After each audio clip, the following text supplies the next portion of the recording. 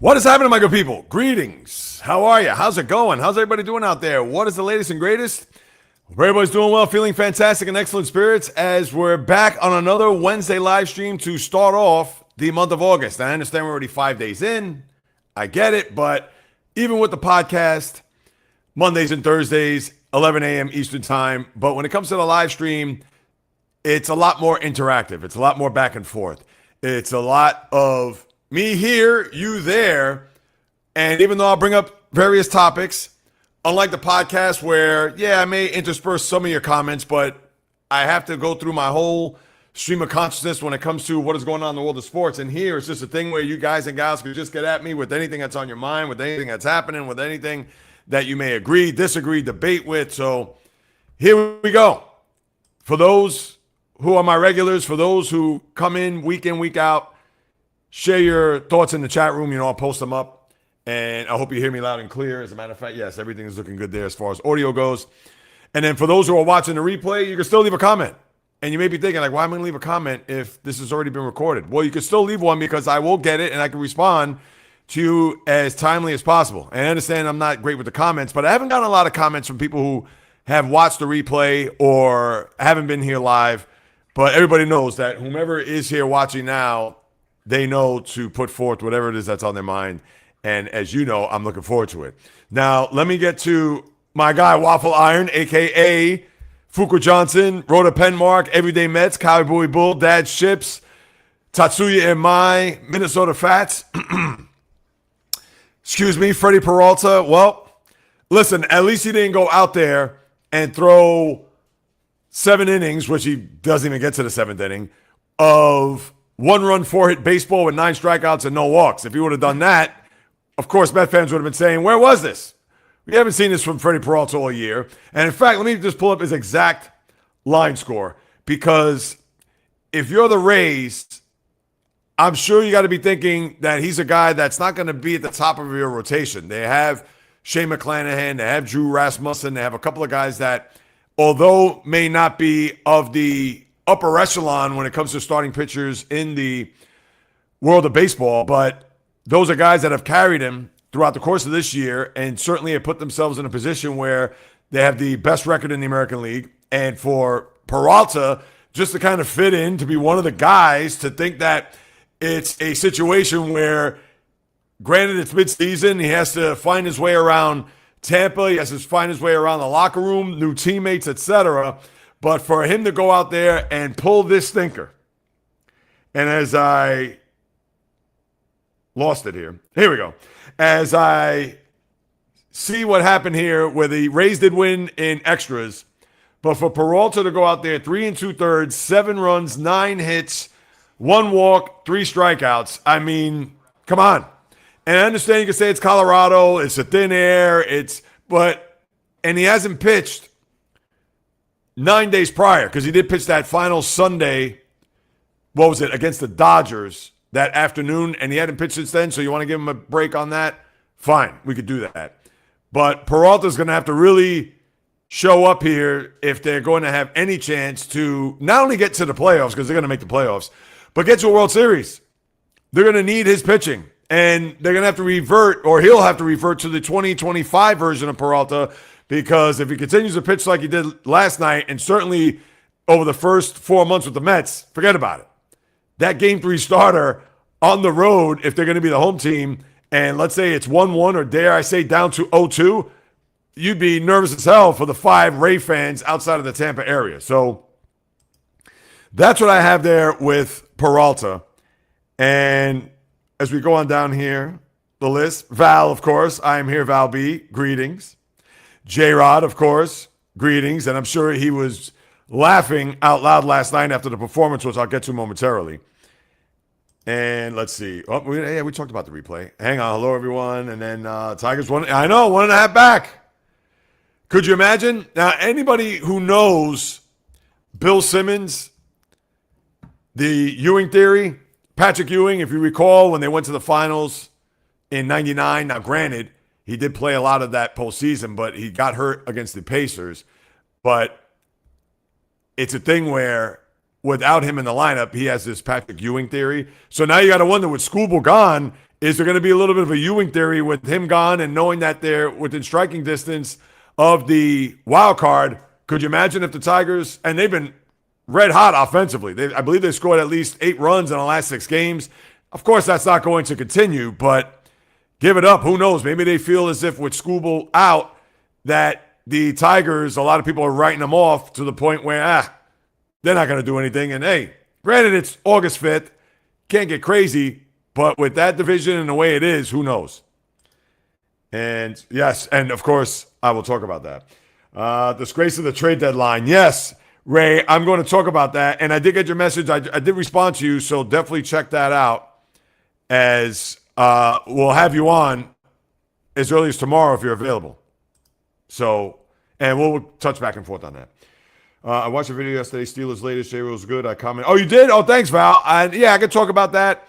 And yesterday I talked a little Aaron Rodgers, which I'll segue that into this live stream today about his comments on Pat McAfee's show yesterday. And I had to throw that in the mix. So that's on Steelers' latest, YouTube. Check it out. Subscribe. I know you guys aren't Steeler fans, which is fine. But even if you just play it in the background, the videos are anywhere between 10 to 15 minutes. Some are like 12 minutes. Some are 13. Check it out. I'd really appreciate it. So we got that going on. Everybody saying hello in the room. Yes, the Valkyries won yesterday. I did see that. Oh, good for you. Troy, yes. Troy Melton with the Tigers, that is. Posted Joe live. Oh, did you do a kind of a watch party? Were you watching it live while you talked about it? And I'll get to George Lombard Jr. later, too. Fishing Angel, greetings. Good to see you. Tomorrow works for you. All right, great. And I'll reach out to you on Instagram. We'll converse there. And yes, he did. I will talk about that. I promise. LeBron James Sixers coming to New York versus Brooklyn Nets on Saturday for a preseason game. Oh, is that right? Yeah, I know the preseason doesn't start till September. But, yeah, could you imagine? It's like he's not going to travel with the team. He'll be in New York. And all he has to do is wherever he's going to live, you would think he's going to live in Manhattan. Now, he could live in Brooklyn. Who knows? But chances are he's probably going to live in Manhattan, where that remains to be seen. And I'm sure once it's out there, a lot of people are going to be just ecstatic to know that LeBron James is going to be living in New York City, for those who care.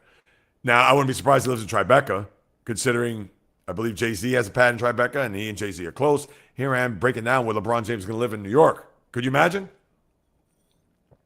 Who am I, TMZ? Cheers, everybody. And by the way, I'm on day 2 of creatine. So I started taking it.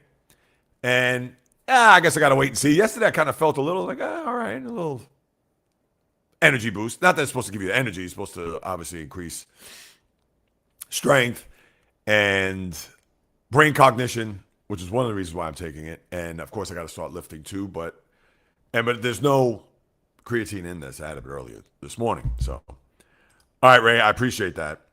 All right, so let's get to it. And I'll get back to your comments as you know. Let's start here. The trade deadline recap. Now, I'm not going to talk about Skubal. We talked about that on Monday. Obviously, I'll get to a start momentarily. But as you see here, Cubs, Rays, Phillies make improvements. Brewers with a question mark. You got to like what the Cubs did. They upgraded their rotation by bringing in Kevin Gossman. They also bring in Clay Holmes. And they also add to their bench with Tyrone Taylor in that trade, where the Mets got a good deal back. And I'm not going to talk about the Mets today. I mean, everybody's going to talk about how great that David Stearns did. We got to wait and see how these players perform. All right, you may have got some top prospects, especially with the Pirate trade, with the reliever Luke Weaver going to Pittsburgh, which that was a good deal for Pittsburgh, and I like that. Not only did they get Camilo Doval, who I'm not in love with, but for the Pirates, that's a good move.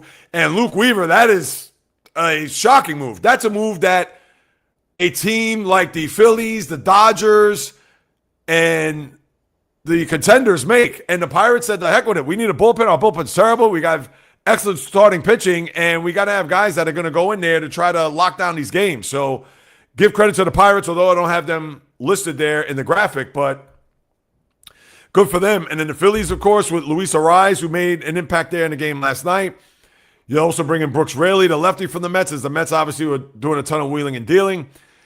So I look at those three teams and also the Rays too, because think about Peralta, not him notwithstanding, but Liam Hicks, who had a grand slam in the game yesterday. He was traded from the Marlins to the Rays, the catcher, which I was a little bit surprised by the Marlins too. And that's one of my disappointments, because here's a team that going into the game last night against Atlanta with 3 games over 500, and I think 72.5 should be safe. If they play 500 the rest of the way, they can play 5 games under 500. They're going to eclipse 72.5, and they're what, 15 away from that? But for a team like the Marlins, like look what the Pirates just did. What, the Marlins couldn't do that either? And granted, they didn't trade away any of their big pieces. I know Liam Hicks has improved over the last 2 years, and I know they have a catcher in waiting that is going to be slotted there for the Marlins from here on out. But I was just surprised that they didn't go out and maybe get a veteran bat or bring in a guy that was going to be a part of the rotation that maybe is a 5th starter, but maybe had won a World Series elsewhere where he'll be an influence in the locker room to the younger guys. And they didn't do that. Liam Hicks was gone, and they also traded Braxton Garrett. I believe, where did he end up going? Garrett, off the top of my head. Did he go to Cleveland? I think he went to, no, the Guardians, they got, I'll look up Garrett in a second. And he was a lefty, and, good pitcher, solid. And I understand it's led by their rotation, Sandy Alcantara, Yuri Perez, Max Meyer. But I was a little bit puzzled by them not making a move, whether it be in the bullpen, and their bullpen's decent. It's not great. And I like Pete Fairbanks despite his high ERA, but he knows his way around good teams and playoffs, as he was a member of the Rays many years ago. But I was a little bit surprised by them not making, at least dipping their toe in the water to buy, considering the week that they had last week after losing 12 in a row. They won 6 of 7, and they're still 2 games back of the final wild card spot, and 3 games back when you think about the Phillies, because they're just a game ahead of the Diamondbacks right now, or maybe it's vice versa. No, I think the Phillies are still ahead. And I'll talk a lot more about the pennant race aspect of baseball on the podcast tomorrow, because pretty much with the live streams, I want to talk about different topics. I got to touch on these things because it's going to make for a more interactive experience as opposed to me just breaking down all what's happening in the AL West or the National League wild card. Yeah, that's fun. It's all well and good. It is a sports live stream, but I'm going to save that for tomorrow, considering we'll be back here 24 hours recapping that. And the Brewers, earlier last month, because now we're into August, but last month they traded for Lance McCullers Jr., which I laughed at. I said that's a typical mid-market move where I understand they're not going to go big game hunting to bring in a guy like Tarik Skubal, and why not? Many moons ago, they brought in CC Sabathia down the stretch, and he actually pitched them into the postseason, despite the fact that Sabathia and the Brewers didn't even get out of the divisional series. But for them this go around, knowing what happened last year, and I get it, people could say, oh, that was last year, Jay Reels.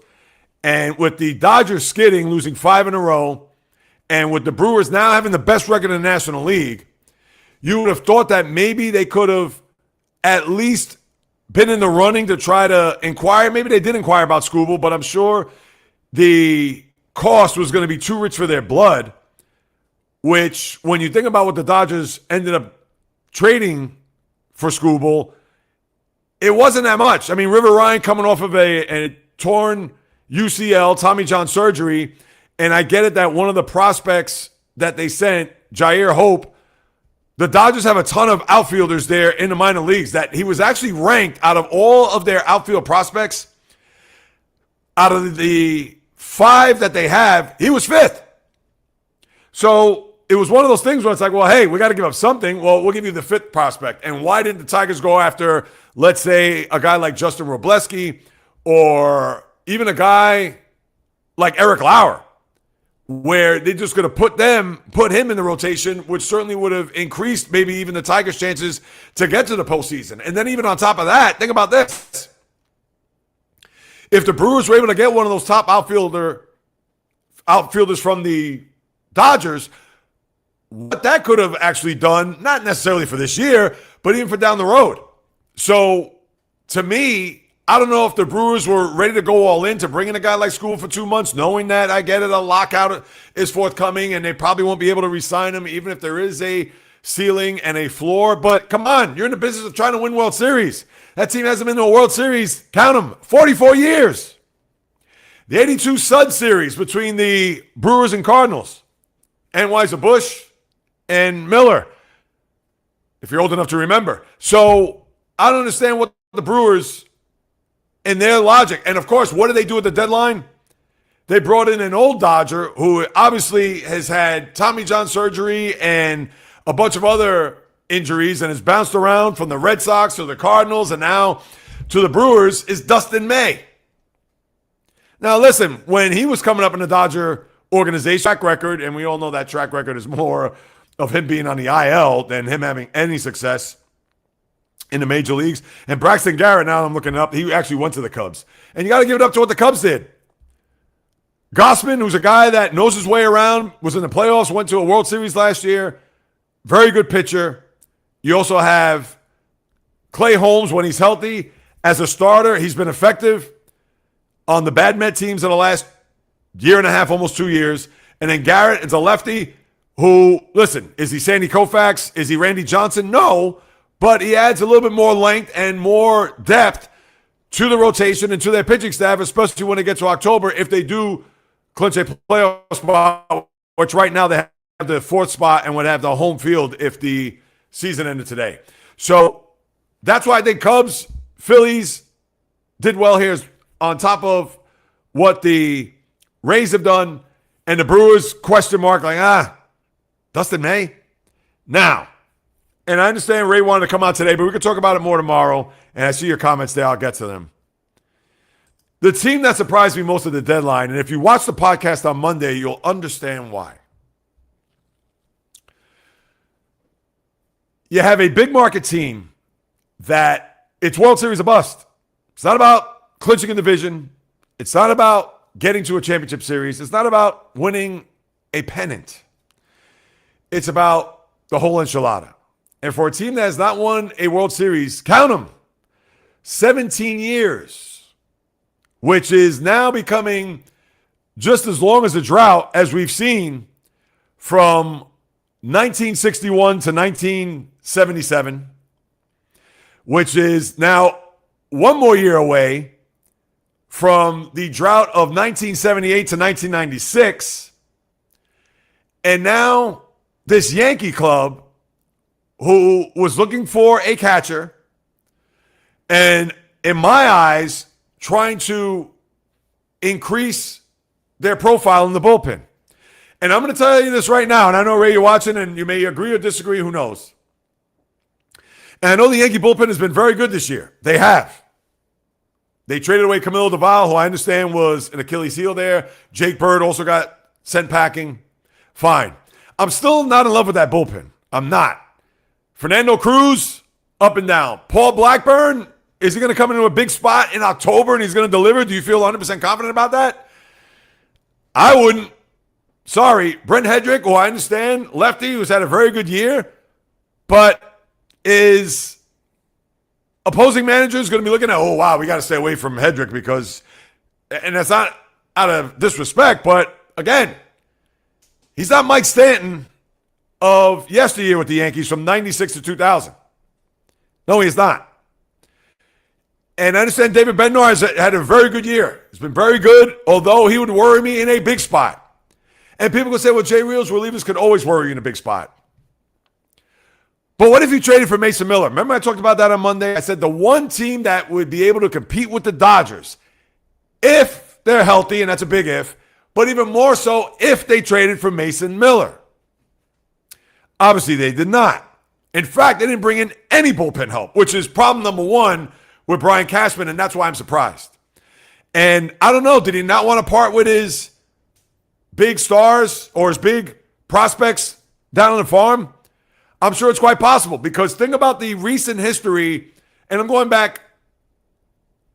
go back 10 years. I was going to go even further with Jabba Chamberlain, but we know that the Yankees messed that up beyond comprehension. That guy was going to be the next Mariano in waiting. In 2007, He was mowing people down left and right. But of course, Mariano didn't retire to when? After 2013? But still, Java could have been that guy, eighth inning guy, and who knows? Now, granted, we're 13 years removed from Mariano's retirement.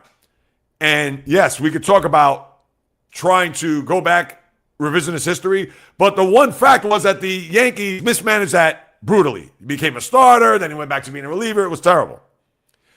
But for whatever the reason, the Yankees always seem to overrate able to rekindle any of the power and the magic that he had when he first came onto the scene back in, 2016? Maybe it was 2015. Yeah, I believe he played those last 2 months of 2015 and into 16. He was part of that whole baby Bombers.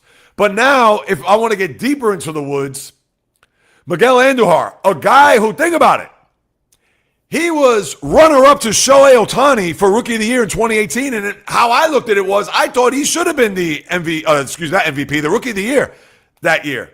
And Gleyber Torres was third. And I understand he had injuries, he had a shoulder, I believe, but that was another guy that could rake, had power, could hit, and they totally blew that. They bring in Gio Urshela. I guess they had no faith or confidence in a guy like Miguel Andujar, and he's also bounced around, and off the top of my head, I don't even know where he's at right now. But they totally screwed that up. Then let's look at Esteban Florial, a guy who a lot of people thought that, Yankees aren't going to put him in any trades because of how good this guy's going to be. And I believe they actually got him from a trade. I'll double check that. But Florial was an outfield prospect that a lot of people thought was going to be a star and someone that the Yankees were going to bank on from here on out. As a matter of fact, let me see.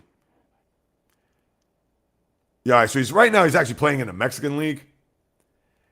And it's one of those things where, was he given a fair shot? Maybe, maybe not. But they still didn't give him the time to develop. They didn't give him enough playing time. Maybe they saw terrible habits. Maybe he wasn't a great teammate. Maybe he was the last guy in, first one out. I don't know. I'm not privy to that. But the one thing I do know is that when this guy was coming through the ranks, a lot of people thought, we got to make sure that this guy is going to be our future center fielder, outfielder, whatever. Where's he gone? Nowhere to be found. And then there was another guy. I want to talk about a pitcher real quick because he was a guy that a lot of people thought another untouchable. And as we know, the Yankees have not been a team that has groomed pitchers in the minor leagues. I mean, you have to think back, Dellin Betances, who had a very good career. It was very good. But also, you had another guy that was supposed to be just as good, if not better, and I'm trying to think of his name. Manny Banuelos, who certainly did not have any of the success that Dellin Betances had. But when you're talking about starting pitching, the Yankees always bought their pitchers. Jimmy Key, that was a trade. But David Cone, David Wells, Roger Clemens, Mike Mussina, CeCe Sabathia, A.J. Burnett. Please, the list goes on and on and on. The only homegrown guy off the top of my head, starting pitcher, is Andy Pettitte. And I'm sure that maybe one or two that off the top of my head, Phil Hughes was decent. It wasn't great. But a lot of people thought about Phil Hughes as being a guy that was going to be a lights-out starter. And that wasn't the case. But remember Davey Garcia? A guy who another one was mismanaged. He opened one of those games, I believe, in the series against the Rays back in during the pandemic year, to where when the Yankees got Jay Happ, remember him, the lefty that was on the Phillies all those years? And Jay Happ took offense to that. It's like, wait a minute, you're going to start this guy as an opener when I'm a starting pitcher? And that fizzled out between Happ and the organization. But Davey Garcia was a guy that, look out, this guy is going to be the next Pedro Martinez. Where's he gone? And then now with this Yankee team, and I get it, they have prospects in there that I'm sure they don't even want to part with, that for whatever the reason, and it took him a long time to let go of Gleyber Torres too. Gleyber Torres, who had an excellent start to his Yankee career, a lot of people thought he was going to be an MVP candidate, let alone him being a Rookie of the Year candidate in 2018. But how far his star had fallen from that time. My point in saying all this, I'm sure you're like, damn, Jay Reels, you're going through like a whole history of the Yankees here. Were you just like waiting and anticipating, just talking about this? I bring this all up because Mason Miller, is a lock. He's a guarantee. He's going to come here. He's going to thrive. Now, were the Padres ready to part with Mason Miller and everything that I talked about? Still has 3 years left before free agency. That the Padres would have been dumb to do that. But if I'm Brian Cashman and I'm looking to win, I'm looking to see what the Dodgers did Saturday night by bringing in Tarik Skubal. And I've been this GM for, think about it, more than a quarter of a century. To say, you know what? Jason Dominguez, he was the Martian. He was supposed to be the second coming of Mickey Mantle. And I understand he's had injuries and he hasn't been whole. But at the same time, as incomplete as his resume is, he's 23 years old. He still has plenty of baseball left ahead of him, you would think. But you know what? It's not working out here. I'm sending him. I'm sending Spencer Jones. Now, I even mentioned George Lombard, and maybe they even asked for him. But I would even think that the Padres probably would not ask for him because the middle of their infield's already set. And even think about it, their third baseman is going to be there forever too, and Machado. So maybe they were going to ask for George Lombard. Maybe they would ask for Anthony Volpe. Who knows? But let's just say Spencer Jones, Jason Dominguez, as well as they got to give up a pitcher. So I mentioned Carlos Lagrange. I think I said Curtis the other day, but it's Carlos Lagrange. And you want to throw in Volpe just for added measure? For Mason Miller? Come on, you got to do it. And I understand you're mortgaging your future to bring in a guy like Mason Miller, but you still have 3 more years. It's not as if the guy's a rental. And I understand, what does that mean for David Bednar? Well, you put him in the 8th inning. Imagine Bednar in the 8th and you have Mason Miller in the 9th. Forget about it. It's a 7-inning game. And with that starting rotation, and you know the rotation, guys. I don't have to tell you. They got 4 excellent starters. I may not trust a couple of them in big spots, but nevertheless, the back of the baseball card shows that they are excellent starting pitchers in their own right. And you can even shorten the game to maybe 6 innings for that matter if you're not going to go 7. And to me, that was just terrible. And on top of that, so they bring in Elliot Ramos from the Giants, which, okay, he's a good bat. You figure he's going to catch. He can play the outfield a little bit. Fine. But the guy from Colorado, and to me, as I've always said, if you're Colorado, why are you going to trade away Hunter Goodman? But again, you're Brian Cashman. You see what's happening.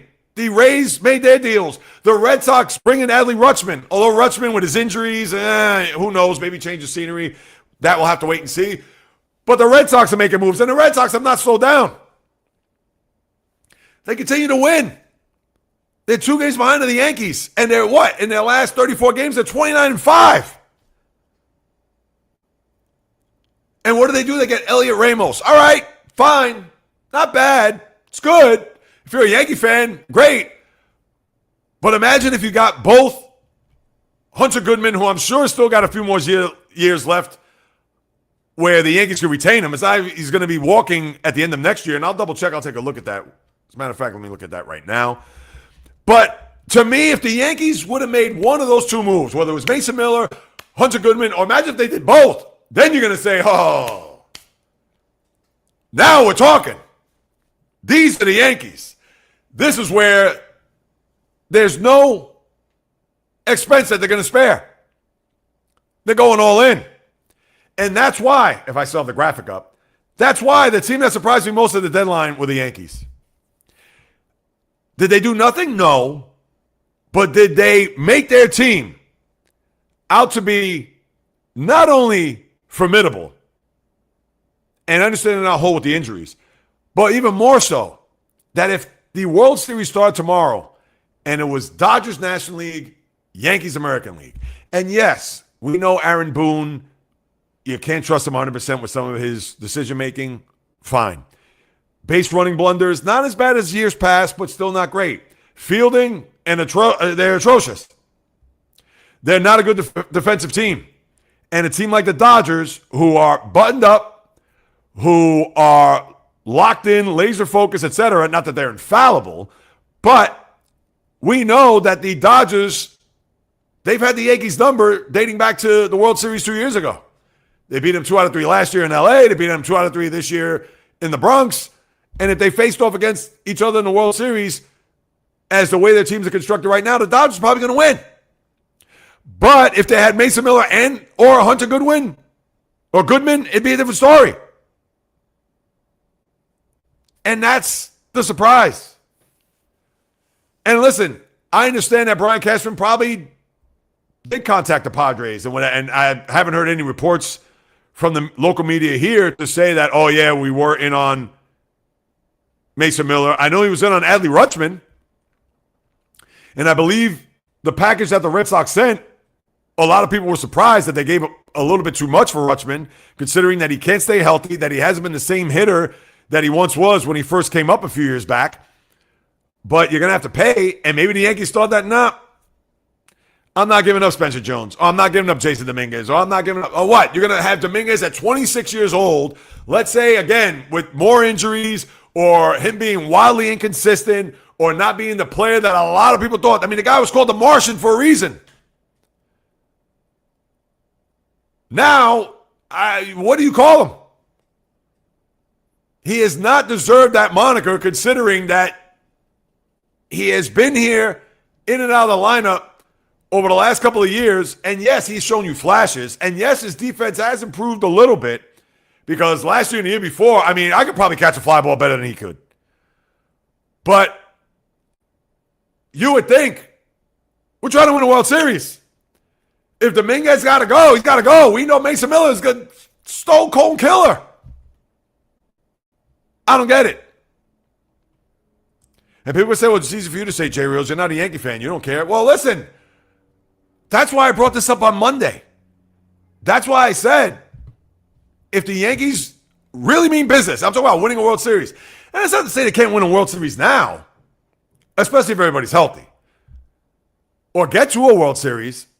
But I'm sure there are a lot of Yankee fans, even my guy, Keith McPherson, who Ray knows, he came out and said, well, listen, did they do something? Yeah. But is this going to move the needle to think that, oh, they're going to match up against the Dodgers? And I'm paraphrasing. I'm not quoting exactly what he's saying. But it's one of those things where it's like, nah, we can't. So that's what I got. And that's he surprised me the most. And I'm not doing that to nitpick or needle the Yankee fan, whatever, because you know me. I don't troll the Yankees, whatever. But I was really surprised, because maybe I'm giving Brian Cashman too much credit, but I really thought that he was going to pull off a big trade. And when Ramos got there, you thought, all right.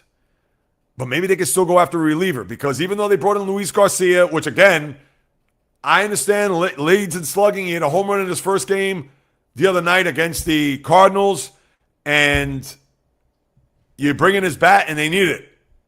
They need a right-handed bat, but I understand. And Ramos is a right-handed bat. But he's a left-handed first baseman, which they already have. Or he could play second base, but they already have a left-handed hitting second baseman. It's Jazz Chisholm. So to me, I get it. You do add another bat to that lineup, but he plays a position that two other players are playing in. But if you would have gotten the reliever, the closer, and I understand if you're Brian Cashman, you got to go to Bednar's representation, even Bednar himself, where, and maybe they don't have to do that, but out of respect, considering that he has pitched very well this year, you can say, David, just so you know, Mason Miller's on our radar. It doesn't say we're going to get him. He may be a guy that they're going to ask too much for, and we're not going to be able to give up, but we just want to let you know that if we do get him, you're going to be the eighth inning guy. That's it. All right. End of story. It didn't happen. Bednar's a closer. Great. And again, Bednar is not chopped liver. But we're talking Mason Miller. We're talking about a guy that can win you a World Series. Comments. And I'll get to Mr. Skubal. Tiger defense is getting better every day as well. I know, and you're watching more day in and day out, so that's good. Watch the Tigers go on a run here. I tell you. And we've talked about that, Jay, so you know. I don't care about LeBron James right now. I don't care where he's living. No, exactly. 1,000%. Oops, my bad, Jay. I misread the date. LeBron is coming to Brooklyn on October 8th, not this Saturday. Oh, no, it's all right. It's funny. Will he be living in one of those high-rise buildings in Brooklyn where he just has to walk to the Barclays Center as opposed to taking the team bus, spending the night in a hotel? Well, that's the thing. I mean, unless they're going to come down. Dodgers got a bag of peanuts for a top-flight guy. Yeah, listen. I will say this. I know that the outfield prospect, Jahir Hope, who knows? If he was the fifth in line in the Dodger organization, could the Tigers and their GM Scott Harris could have asked for the third best guy if he didn't ask for the top guy? And I know a lot of people talking about the timing of the trade. It was Saturday night. Like, why did they make the trade then? Which is valid because you would think that you would go right up to the 11th hour. Maybe not up to 5:59 p.m. on Monday, but you could have waited till Monday morning to say, all right, let me bounce around. Let me see the best deal I could get. And I guess you just got enamored, or the Dodgers said that, hey, here are our guys, and that was enough. They couldn't get Eric Lauer or Justin Robleski. And listen, I'm not trying to make those guys out to be perennial all-stars or Cy Young Award candidates, but geez. Could have gotten a little bit more. And River Ryan, I understand, has talent coming off of Tommy John. He is 27. Maybe be a late bloomer. Who knows? Yankee fans crash out at the deadline. And you know what? I don't know how overall the Yankee fans feel. I know they want Brian Cashman on the rail, and that's going on for years. Same for Aaron Boone, for that matter. But I wonder, because I will say this, if I'm a Yankee fan,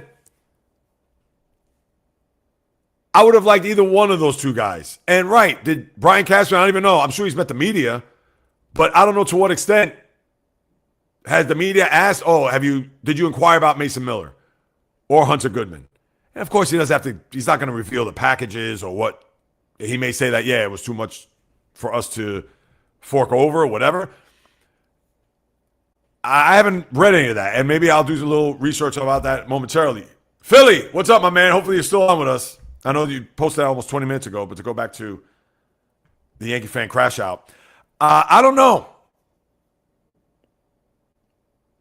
Yeah, I don't know. I'm sure the Yankee fans aren't happy because that American League could be had. And I do think, and I mean this wholeheartedly, I still think the road to a World Series, even if they do not win the AL East, is the Yankees. I understand you can't win it on paper. I get that. But to me, if the starting pitching is healthy, and as long as Judge is back, I mean, who knows what Stanton, and they got to have Bellinger too. Yeah, listen. They'd have to be the outside favorite to come out of the AL. Could the Rays beat them? The Rays aren't afraid of the Yanks, and I think that'd be a fascinating series. Because remember, like I mentioned earlier, they did play in the postseason in 2020, but remember, that series was in San Diego because of the pandemic. Everybody was in that bubble. Where Rays-Yankees, with the games in Tampa, Yankee Stadium, and there'll be 1 million Yankee fans down at the Trop, and that'd be an excellent series. But again, you want to win a title, and especially like I just chronicled everything before. Yankees haven't won in 17 years. It'll be 17 years if they don't win this year. It's not like they've been to 3 of the last 4 World Series and they've lost all 3 of it. It's like, all right, well, they still have their team intact, whatever. No. All right, they went 2 years ago, fine. And before that was 15 years. That's what I won't understand and wouldn't digest if I'm a Yankee fan. I was in the building November 4, 2009, which Wednesday. Yeah, I remember. I was in Hawaii. Thank God I wasn't in New York. But as a matter of fact, I came back that Friday, which was the day of the parade. And I flew into Newark, thank God. But yeah, that was the last time the Yankees won. Philly, how do you feel about your deals there with Arise and Raley? And not only that, but also switching the whole team around, which is a little bit, no, I won't even say a little bit, very dubious, because now you move, you put Arise at second, Stott at third, Alec Boehm at first, and Bryce Harper back in the outfield. And he hasn't played the outfield in years. I'm literally screaming at the TV now. Oh, no. Have I got you that worked up there, Ray? Yeah. I don't know. The Phillies, listen, they're going to be, it's weird with them. They're another team on paper. And think about it. They have a closer. They got Very good starting pitcher. They have 3 good starters. They have a lineup that could rake. But it just, in the postseason, they just haven't hit. I don't know. 5 more Saturdays. College football. Jeez. Now that I think about it, I know it officially starts, I think, the week before, but nobody's going to pay that any mind. I know it's the one game overseas. Let me take a look at that. The first college football.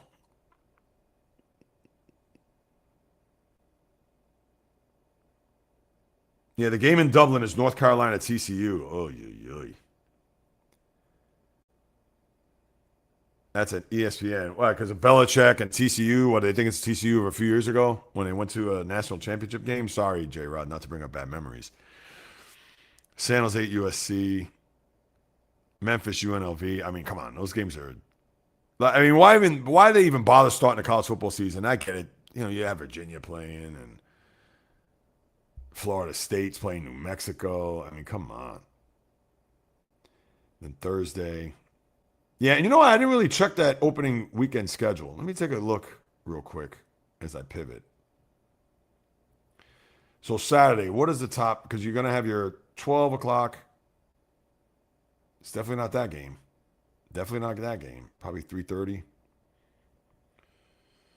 because usually they'll have the good one. They'll have the good 12 o'clock game, the 3:30 game, and then the primetime game Saturday. Sunday, you have that Sunday night window, and then Labor Day to have that game. And it's funny because that didn't go through with a lot of fanfare because generally I'd be like, oh, yeah, it's this game, it's that, it's, whatever.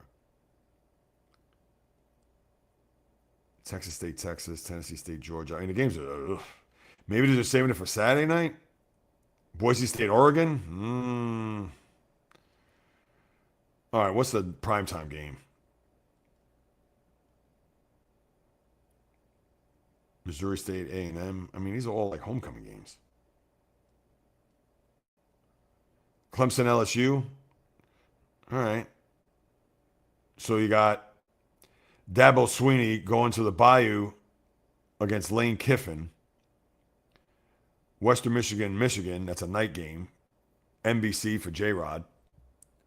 That game has 60-3 written all over it. All right, I'm not in love with the Saturday games. UCLA and Cal for Bio. Louisville and Ole Miss is Sunday, 7:30. And then the Monday night game is SMU, Florida State. They're not great games. And tomorrow I'll talk about not to get J-Rod in a foul mood, but the preseason polls come out for college football. I'll talk about that on the podcast tomorrow. And no, it is not. And in fact, just here's a clue. If you're thinking, oh, what about the national champion? I understand no Fernando Mendoza, et cetera, but they are the defending champ. Indiana's not even in the top 5 if you're into the preseason rankings. So that's what you got there. All right, let's see what else we got. J-Rod Ray, hello. All the hellos. Play, I think they were scared. I want to win now. I know that sounds weird coming from me because I've seen 5 championships, like I said. Right. Yeah, I don't know. I think they're just too close to the vest with the whole prospects thing. 16 or 8 or more. Yeah. They certainly are. Tigers have played well. Was Mason Miller moved the Yankees with a runaway of the American League? They had done it. They won again last night. Talking about the Red Sox, you sound like me right now. I want to get all of it. Yeah. Yeah, I said it Monday. That's why I brought him up. And if you're Brian Cashman, and I understand the prospects, and I guess I'll talk about this right now. When I mentioned George Lombard Jr. the other day, and I'm sure the Yankees did not want to part with him, and last night he made his major league debut, made a nice play in the field on a ball going to his right, and then hit his first home run, I believe it was in his second at bat. And I got news for you. If Lombard is going to be a guy that I'm sure the Yankee fans, just like they did with Volpe too, are going to welcome with open arms, and he's going to have a torrid start to his career. Volpe's, forget it. You might as well just not even bother. He's going to be gone in the offseason. And Lombard, I think, although you got to watch it because everybody got crazy about Anthony Volpe. What was that, in 2023? Everybody was talking about Volpening Day. I was like, geez, like they made him sound like he was the second coming of Derek Jeter. And that he ain't. But for Lombard, great start.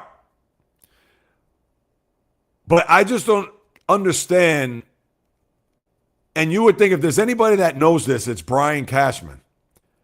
Considering that the fan base, and I get the old saying, if you start listening to the fans, you're going to end up sitting with them. But come on. Mason Miller, you know, is a guarantee. Is Spencer Jones a guarantee? Jason Dominguez, from what you've seen, is he a guarantee? Are the Yankees that afraid that if these guys go elsewhere and they flourish, they're going to be kicking themselves in the rear end? I mean, come on. You can't think that way. You cannot. Lombard, I get it. And let's just say, we didn't even know if there were any conversations between A.J. Preller, the GM of the Padres, and Brian Cashman. But if Preller said, yeah, I want Lombard too, and they said, nope, fine. He should announce that. Or if maybe it was said, I hadn't paid attention. That's, some reason I can't hear you. Struggling from my phone. Can you guys hear me well? I hope you can. Yeah, I'm getting levels here. Sound like me right now. I hope you guys are hearing me well. AJ Hinch, let me see. Yeah, I got everything's fine here. AJ Hinch is doing what he did in 2024 with the rotation, and it worked. Yeah, listen, I want to see them be in the middle of this. Why not? I think the Yankees not going all in at the trade deadline is a reflection on how to judge.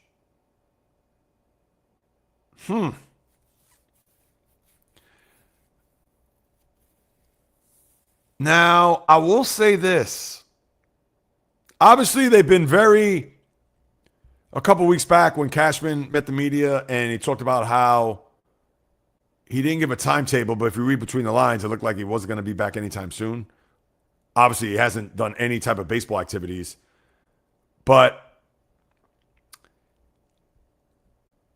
I would have to think that even with Judge, let's say if he's out the rest of the year, and who knows the status with Stanton. I mean, I understand with Stanton, he could, step on a thumbtack and he's out for 2 months.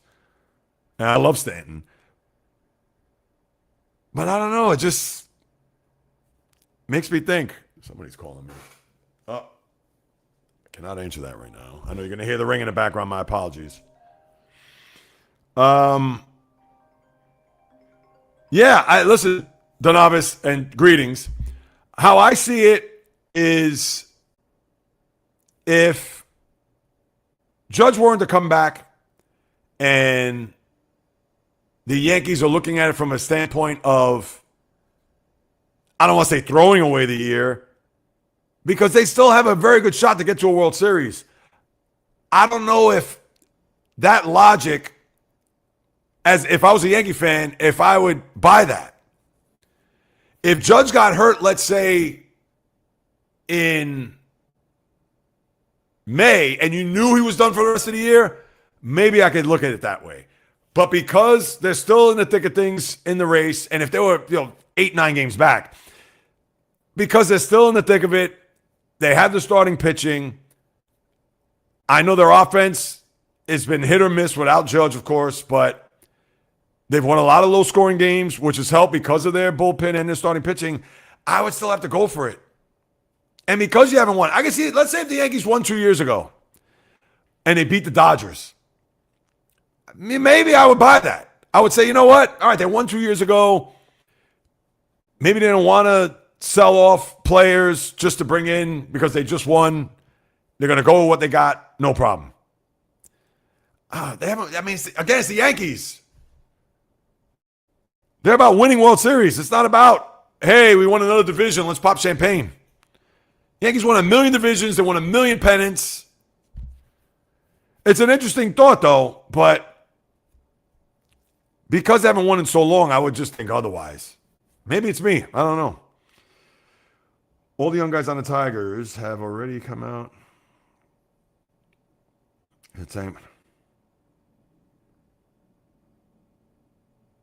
Yeah, you know what? That also is funny too, J Rod. You bring that up because I remember when the Yankees in 2016, to bring up the Yankees again, and Ray knows this, they traded Aroldis Chapman to the Cubs, and they traded Andrew Miller to the then Indians. And remember, in both of those deals, they got Gleyber Torres back from the Cubs, and they also got Clint Frazier, who was a big-time prospect at the time. And that's another guy you could throw in there as to what happened. And I get it. He crashed into the wall one time, got concussed, and that seemed to just screw up his whole career.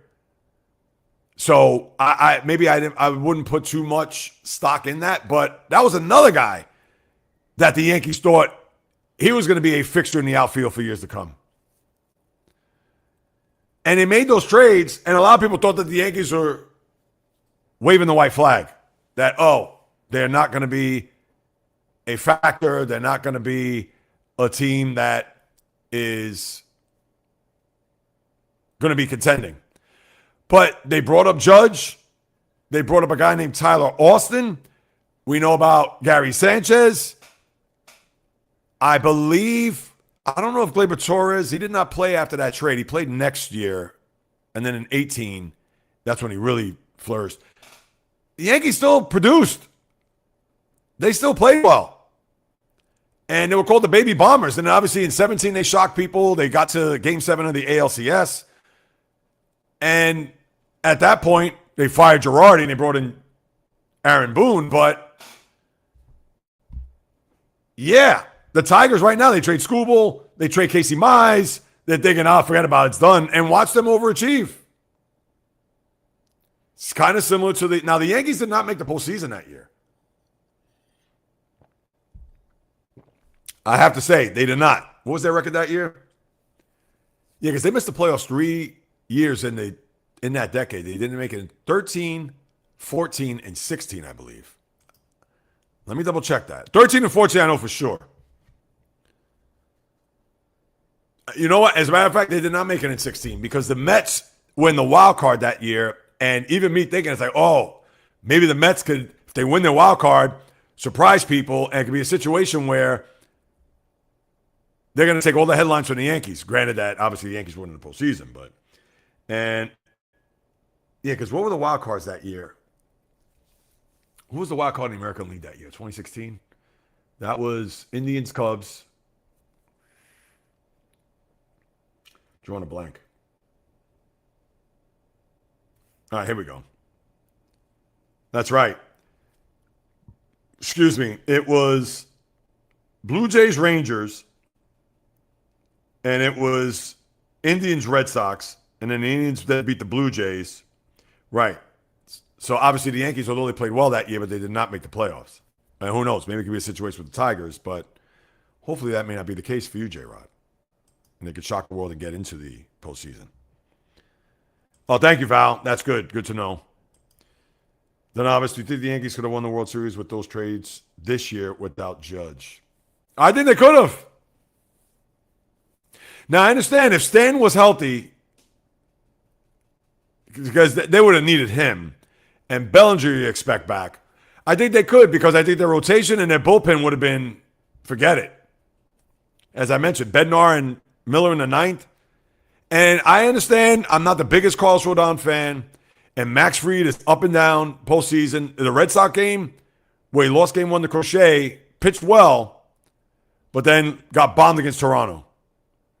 So he's literally hit or miss. And Garrett Cole, although he's had some good pitching performances in the postseason, but he's also been a guy in a Yankee uniform, hit or miss. Lost a wild card game in Boston in 2021. I understand the series was over, but they were down 3-0 to the Astros and did not pitch well in that game 4 in the rain. I'm not going to go game 5 against the Dodgers. I mean, that was just a giant mess that inning, as we all know. And Cole has pitched good games in the playoffs. I'm not trying to say he hasn't, but Cole hasn't been lights out. You know, he hasn't been John Smoltz or Kurt Schilling in the postseason, to be fair. And Schlittler, we got to see in big spots. I understand Red Sox series last year. And now that I think about it, what did Schlittler do against the Blue Jays? I know he pitched last year, did he not? Let me look at that. See, this is what happens. I get in trouble doing this research on the fly, and then the comments keep piling, and then I got to play catch up. But whose fault is that? Hand raised high in the air. Oh, here we go. Yankees, Blue Jays. All right, hold on.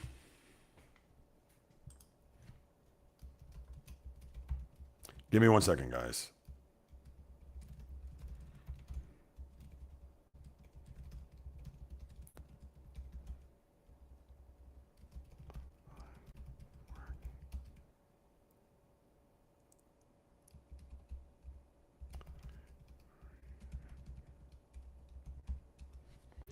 All right. So now,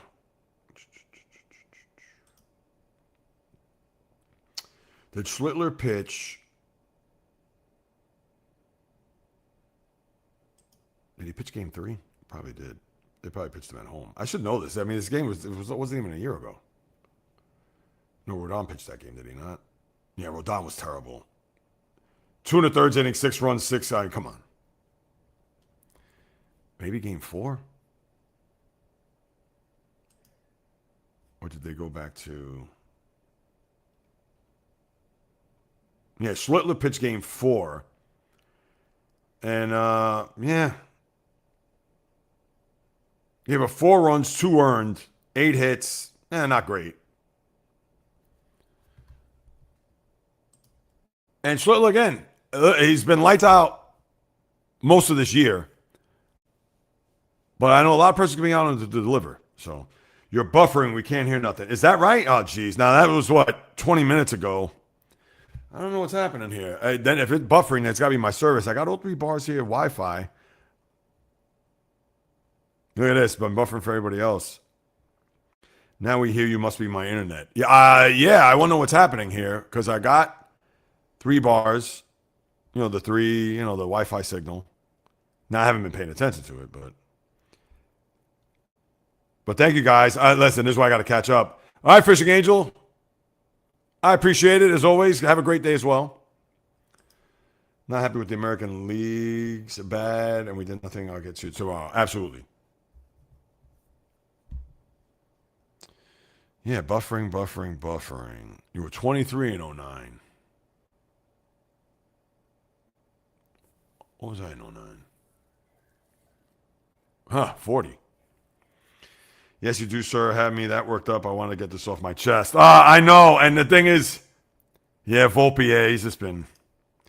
Nicholas, welcome. I appreciate you stopping by. Cubs are nice now. It's August 5th. October 2 months away. Dodgers will be fine. They're in a funk marathon.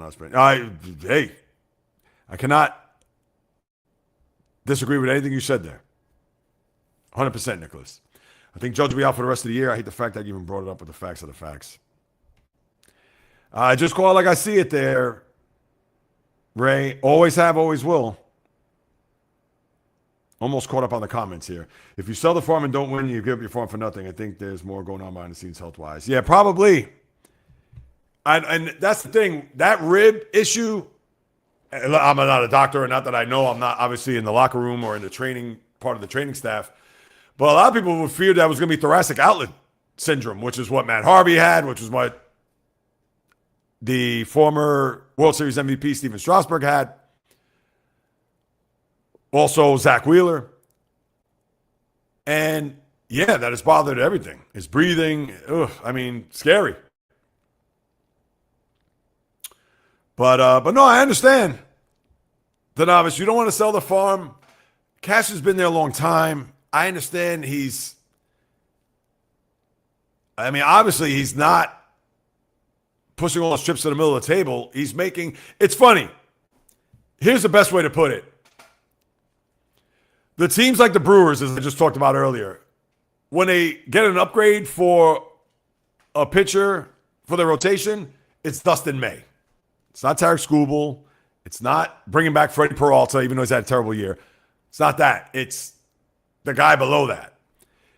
So if you're talking about 3 tiers, if Tarik Skubal's tier number 1, and Dustin May's tier number 3 for this discussion, then tier number 2 is Luis Garcia. Elliot Ramos maybe a 2A, a touch below that.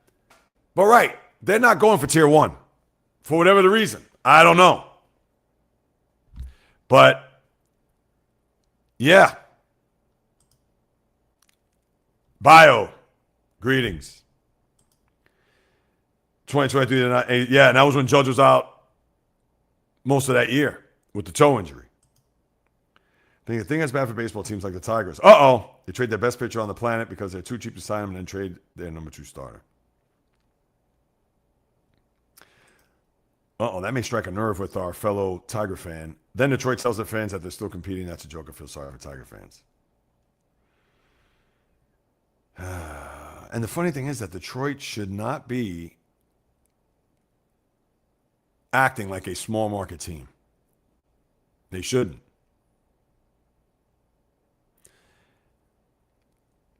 I'm digesting this comment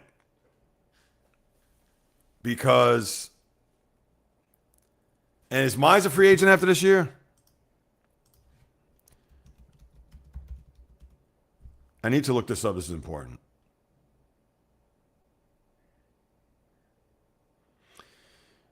Yeah, Casey Mize, he should be. He's 29 years of age. He probably is. Hold on.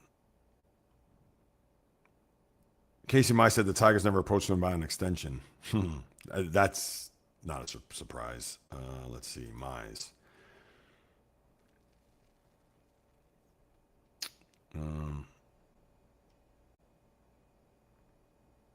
Mize, come on. Yeah, he'll be a free agent after the season. Yeah, you know what, Bio? Here's the thing. And I definitely hear where you're coming from. I mean, the Tigers should have locked these guys up years ago. They should have locked up Skubal too. And I understand his agent is Scott Boras. The one thing I will say about Skubal, I know the Thierry farewell, I talked about it a little bit on Monday, but, and I get it, you took a chance on this kid, blah, blah, blah. Well, I mean, if that's the case, why don't you stay in Detroit? But to me, I think it's more the agent than him. I'm sure part of it is Skubal too, but it's the agent. The agent's like, I'm going to get you all the money. I got the binders. I got this and that. And that's why I've said Skubal, when October starts, one more time. The Rays, they're not going to be under any pressure to win a World Series. The Yankees, there's always pressure to win a World Series. But the Phillies, yeah, there's going to be pressure. The one guy everybody's going to look at, they're going to look at Tarik Skubal starts. They brought him there for a reason. And if he doesn't deliver, I don't care what Scott Boras says. Two-time Cy Young Award winner. This is all of his metrics. This is the no. If the Dodgers win in spite of him, even still, I'd look at that and be like, well, he didn't give you maximum effort, or he wasn't the reason why the Dodgers won. But, yeah, this is where baseball, they got to get it together. Right, the Tigers are indicative of that because they traded away their top 2 pitchers. What, they couldn't sign them long-term 2-3 years ago? Are they that, I don't want to go as far as saying broke, but, I mean, come on. Why are you in the business then? Or they should have traded Skubal 2 years ago after you won the first Cy Young. If they knew they weren't going to sign him, they should have shipped him then, and he probably would have got a whole hell of a lot more. But it goes back to what you're saying there, Bio. That's the problem with baseball. Because if you have a guy that you know is going to be Paul Skeens, Pirates signed Connor Griffin to what was that? I don't know, 6 years, 140, whatever the deal was. I forgot. He's a baby. He's just getting started. They couldn't do that to Paul Skeens after he won Rookie of the Year, and then it follows that up with a Cy Young Award. They should have locked him up last year. And Boras is not his agent, by the way. No, they're just going to let it ride out, and then Skeen's going to, that's it. And that's a disgrace. I mean, it's just, and in that regard, you are right about that, Bio. 100%. Yeah, Scott Harris. Dude, I mean, jeez. What's your next comment? And the Yankees aren't the Yankees anymore. We're still in the. You know what? And I got news for you. You are 1,000% right about that. I don't know. I'm sure Ray could attest. There's always that part of me deep down inside. Although, let me rephrase that. There's a part of me deep down inside that does believe that. And I do wholeheartedly. But because of all the years that I've had to endure, and granted, one World Series. All right, you want to count 2000 because that started off the 21st century? But we'll say since 2001, one World Series in 25 years, because this year hasn't finished. That's unacceptable.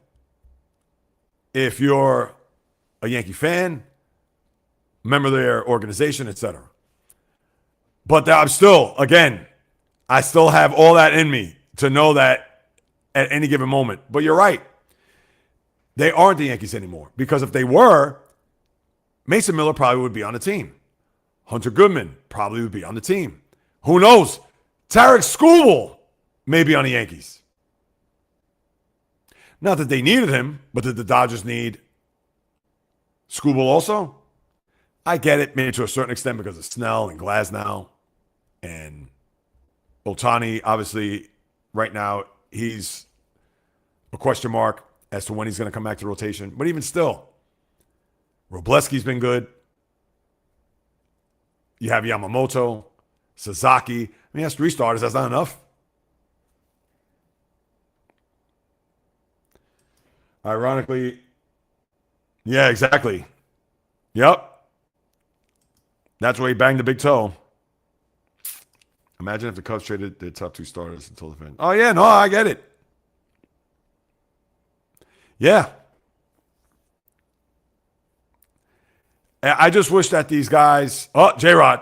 Jackson Joe said the pitcher. Oh, is that right? And Joe, I understand. Tommy John, a guy that had a lot of promise going into spring training last year.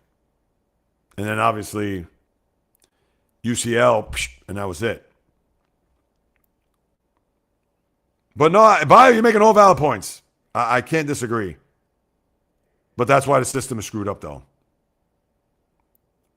Both sides. Not even just what the Dodgers have done, because, again, they've done nothing wrong. But the middling teams or the teams below, they got to step up. How the Tigers still not competing? No, listen.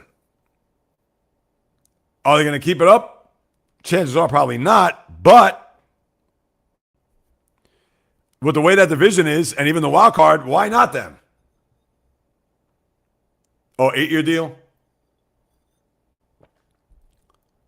Maybe it was 8 for 140. Let me make sure I get this right. You know me, I've been off with my, not predictions. That's what I'm looking for. Off with my retaining my stats. Or retaining stats in my brain. Connor Griffin.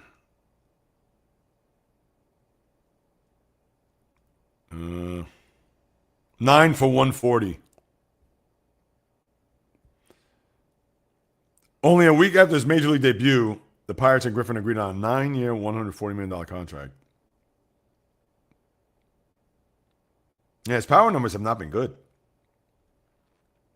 5 homers, 25 RBIs, batting .276, which that's not bad.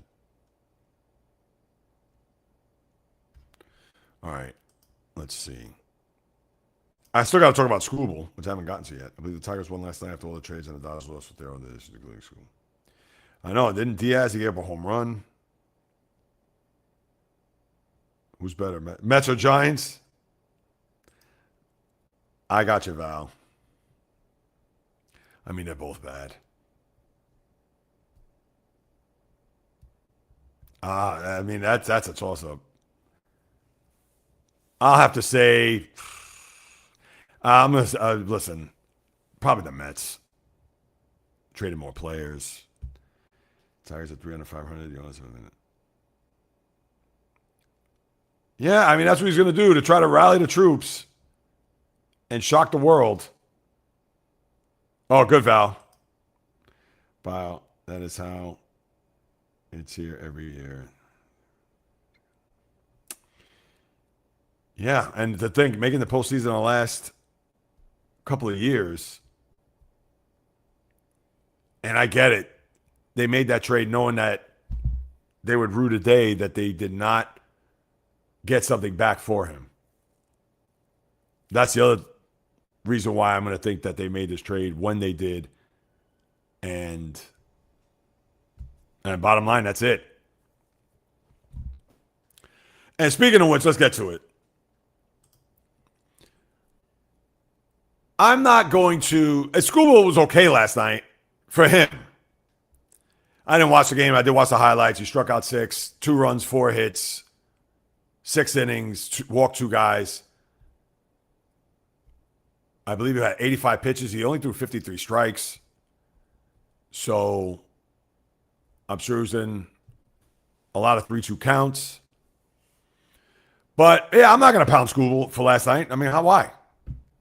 I'm sure he had a lot of jitters. I'm sure he even made a comment about the Cub fans getting on him and how, yeah, it felt like he was a rookie all over again. So, yeah, I'm not going to get on his case or be like, oh, look what he did last night. I mean, come on, please. Again, he's going to be judged in October. He could go, literally, he could go 0-5 with a 9 ERA from now until September 30th, but it's all about October.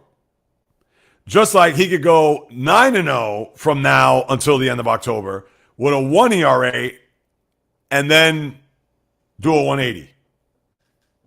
So, yeah, I'm not going to get on Skubal for last night. And as tough as it is to say that, bear with me, guys. Hold on. What if, where's my phone? Oh, it's over there.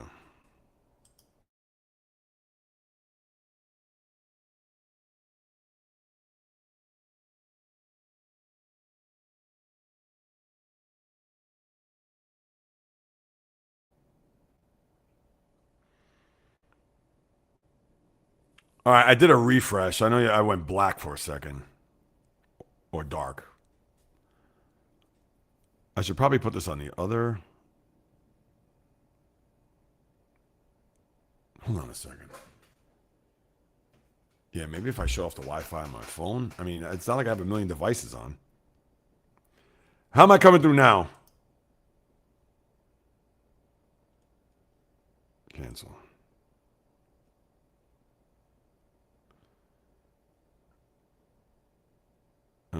Let's see. Skubal did what he does. Had a great first 5 innings. Most getting away. He gets the. Well, I know that game against Detroit. The game against Baltimore the week before was just like that. As you know. Yeah, Skubal. It's going to be interesting. October. I can't wait. If the owners have their way, those contracts will not be available. Oh, no. I mean, that's where the lockout's going to kick in. And then J-Rod, he was offered. I mean, how do you turn that down? See, this is what I don't understand. I get it. I'm not a major league player. And I know you've heard this a lot recently with athletes thinking that, oh, I can't live on $100 million because think about it. If I'm at $100 million, they tax half of that, and then I got to pay agents. I got to pay this. I got to pay that. I got to do that. The bottom line is this. A lot of these guys do not know how to manage their money. And it's easy for me to say as a 57-year-old that if I put it this way,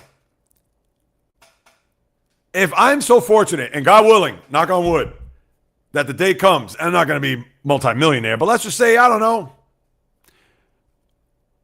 X Network wants to sign me to do my show 5 days a week, so let's say my live stream podcast, whatever, 5 days a week, we're going to give you a contract, 5 years, $2.5 million. Do the math, that's $500,000. All right. I know I live below my means. I know that I'm a guy that, let's say if I came across that type of money tomorrow, I'm not going to go out and buy me a souped up Range Rover. I'm not going to go out and buy me the biggest and best house on the block. I know that I'm not going to all of a sudden buy a whole new wardrobe, and I'm going to start by going to Fifth Avenue to Versace. I know that I am not going to go on a vacation to where, it has to be 5-star resort. I have to have the penthouse suite. I have to have all the bells and whistles. No. And this is what happens with these athletes. And I get it. They're in their 20s. They haven't come across money like this. Yeah, they get screwed over by, unfortunately, financial advisors and their agents and lawyers, etc. But when I hear those type of comments, and one more time, it's easy for me to say because I never made that type of money, but you got to manage your money properly. End of story. And let me tell you something. If that was the offer there, J-Rod, as you said, and, I want more years. 4 years? Come on. You're making $75 million a year. And I get it that they can get as much as they want. Understood. That's fine. But, Jay, like you said, you have every right to boo Skubal if that's the case. Every right. Because if that offer was put out there and you turned it down, I mean, how do you expect the fan base to react?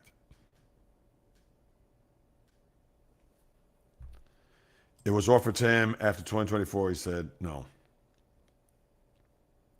Right, and it goes back to everything I said earlier about what he said in his tearful goodbye. Taking a chance on a young kid, blah, blah, blah. And like Pete Alonso, Mets didn't come out with an offer, and we already know not to go down that road, but my point is that they didn't even make an offer. So you know what? See ya.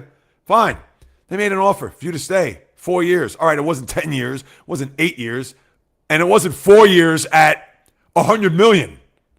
Not $100 million per, $100 million total. Whereas 25 million, that would have been an insult.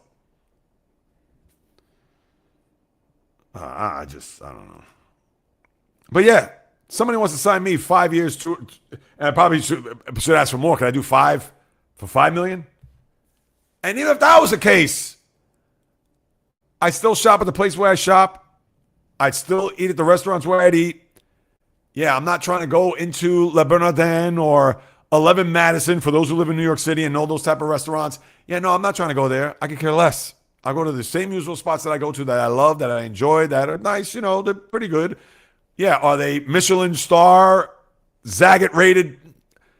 No. But that's all right. I'm not looking to be served with a white tablecloth and a plate this big, but the serving is this big because of the presentation is what I'm paying for. Get out of here with that. Like I said, since day one, he's the me guy without saying the me guy. And he's certainly shown that. That's it. They don't know how to manage their money. They don't. And that's the thing. Players, one more time, I get it, they're trying to secure a bag, so generational wealth. But it's not as if these guys are crying poor. In fact, somebody responded. I made that comment the other day. That whole Carmelo Anthony, I wouldn't have taken a $113 million pay cut. I don't care who you are. And he wasn't saying that towards Brunson, but saying it from the standpoint of, yeah, I don't know if you're going to make that $113 million back on the back end. And as I've said then, not to regurgitate that, but somebody got at me. It's like, I'm not passing up $113 million for a ring. And my retort to that person was, then why are you playing? Why are you playing? Don't you play to win? Don't you play to win a championship? Don't you play to get to that mountaintop? And listen, $113 million is nothing to sneeze at, but let's face it. Jalen Brunson is not in the poorhouse. Jalen Brunson is not clipping coupons. All right, so he didn't get paid 200 and some odd million that he would have got if he took the max. And instead he got paid, what, 130? I got to look that up. But yeah, he's still making, over the course of his contract, $130 million. And that's the thing that's mind-boggling. They think Brunson's working for minimum wage. And that's where I think Carmelo and somebody who came out with that. Where did I read this? Somebody came out, Carmelo's not wrong, but neither is Brunson. So, of course, he was towing the line on both. And I get it that Carmelo's not wrong for saying that, but Carmelo is way off base. And yes, I understand $113 million is still a ton of money to give up. But it's odds that Brunson was making $50 million and he could have made $200 million. He's still getting paid $130 million where he could have got $250 million or whatever it was. And chances are he's probably going to get that. Maybe not 113, but let's just say for argument's sake, after his contract is up when he's 33 years old, he's going to be a Knick for life. He's not going anywhere. The Knicks are going to give him that Kobe sweetheart deal. Yeah, is it going to be 100 some odd million? Probably not, but he's going to get paid handsomely. And that's what people don't understand. I would just get Yankee and New York tickets for us. Oh, if you hit got that type of money? Absolutely. Yeah, I'm lagging. Oh, man. I don't know. It's just stupid. And I don't want to change the Wi-Fi now because I'm going to cancel you guys out.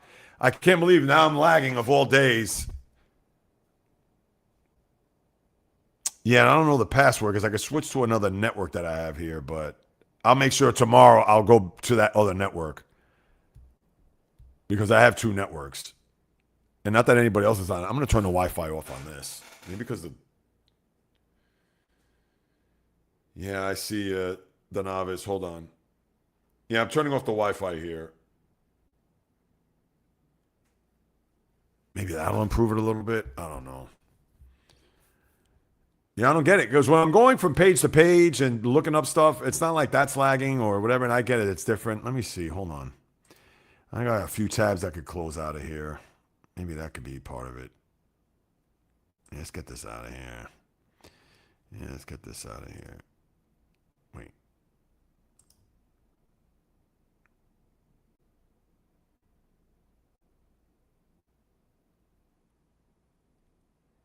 Stand by. Hopefully this will improve it a little bit. Yeah, I could get rid of this.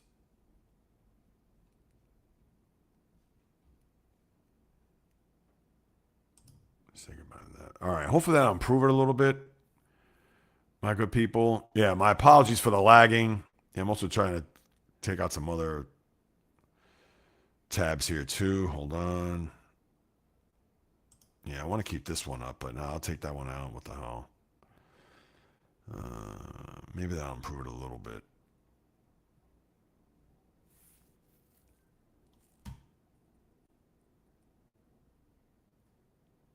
All right. Hopefully that does it. I'm going to scroll down to the bottom just to see. You're good now. All right, great. Thanks, J-Rod.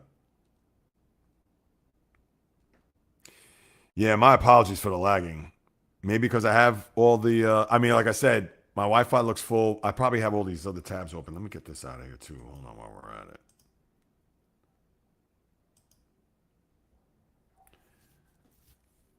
Let me see. That should do it. All right. Hold on.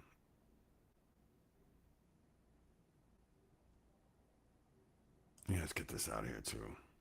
Yeah, my apologies. I'm just doing a little landscaping here.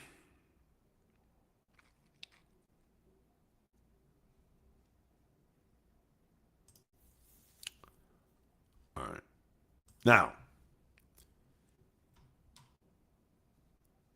All right, so I'm good now. All right, let's go back. Matt Chapman. Still hurt, huh? Brewers do have 70 wins. Well, that all depends on the CBA. Unless he signs with the Dodgers or any other baseball team for that matter before December 1st.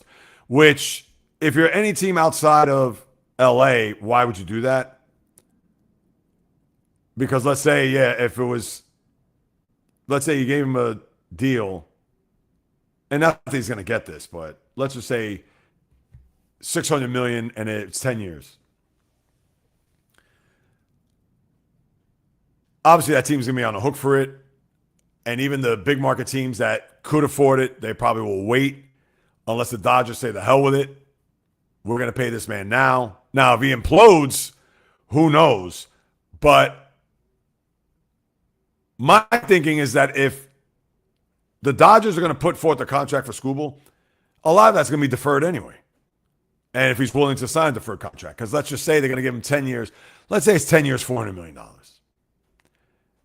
How many of that's going to be deferred? And let's be real. Dodgers have 1 million guys that have deferred contracts. Why will he be any different? And they could get in that one more contract before the CBA, because if the CBA, whether it's the 6 year, I believe the most you could offer a free agent would be 6 years and $265 million, or 5 years and I think a little bit less than that. That's if you sign a player from another team.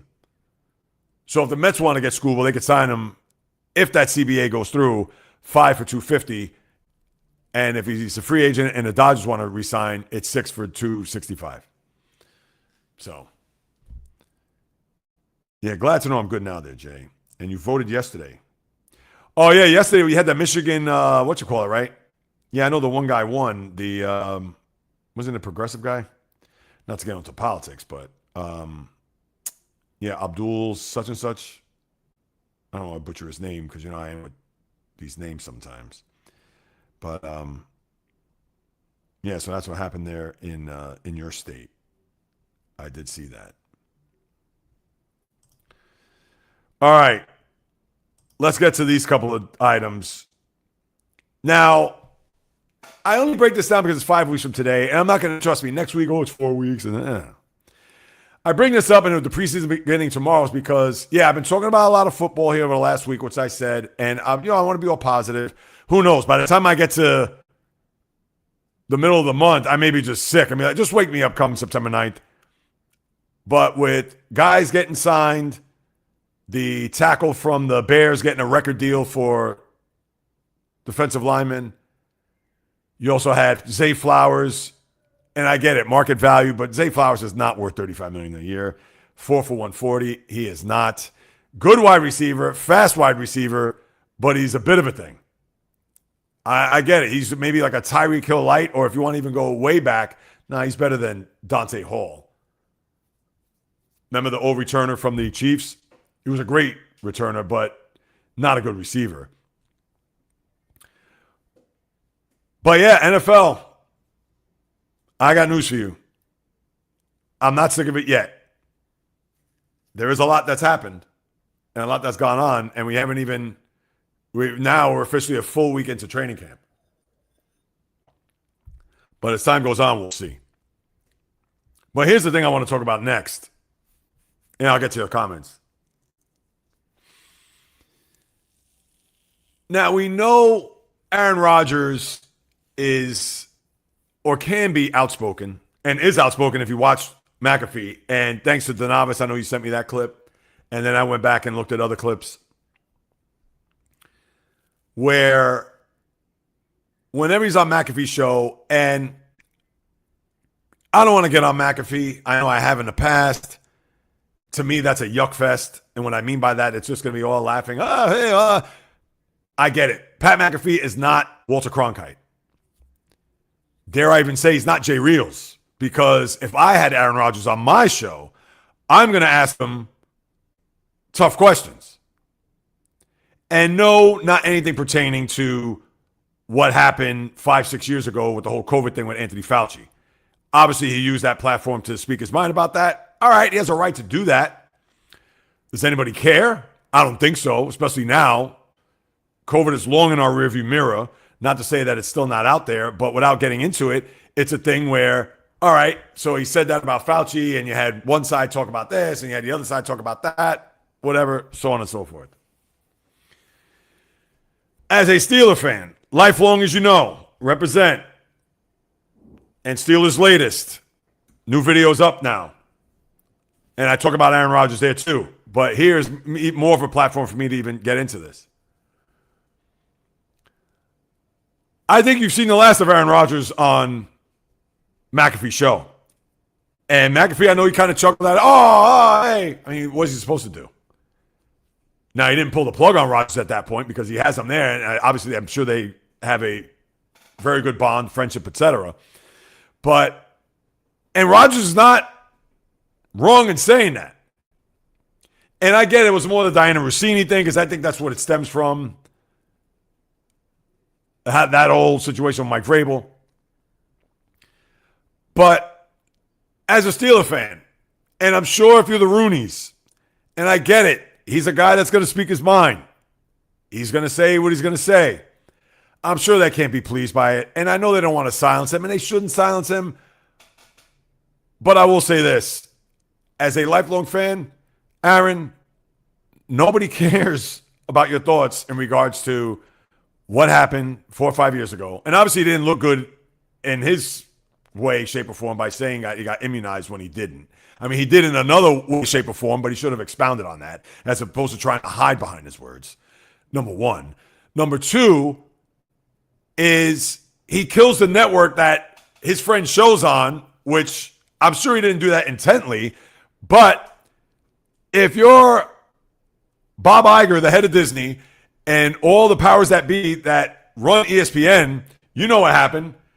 They were about to take a sip of their vodka tonic, or they're taking their first bite of their turkey club, and they spit that sucker 9 miles out of their mouths when they have to hear that quote that Aaron Rodgers thinks ESPN is a gutless organization.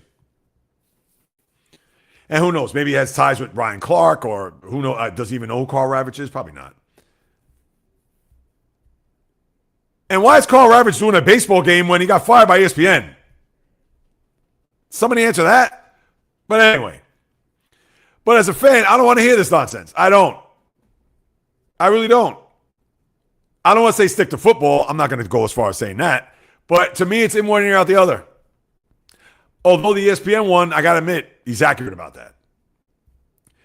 And listen, I am nowhere have any clue or what's going on at ESPN.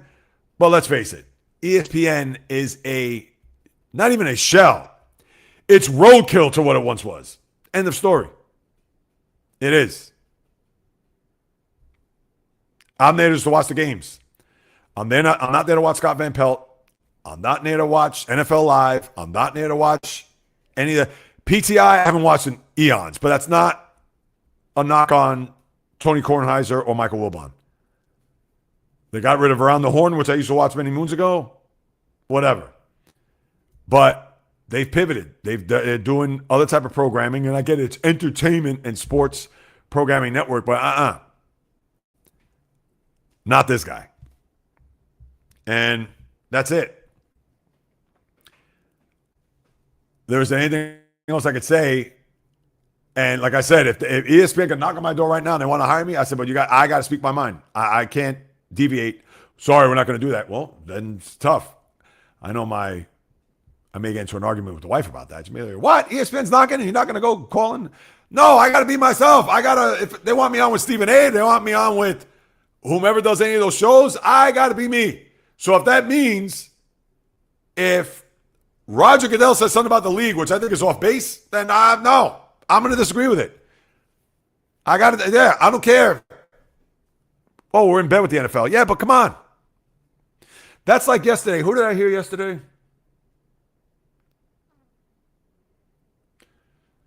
All right. So yesterday I'm listening to an interview, which I believe, and let me get this, and he even said it, but I want to see to what degree. What level? Hang on.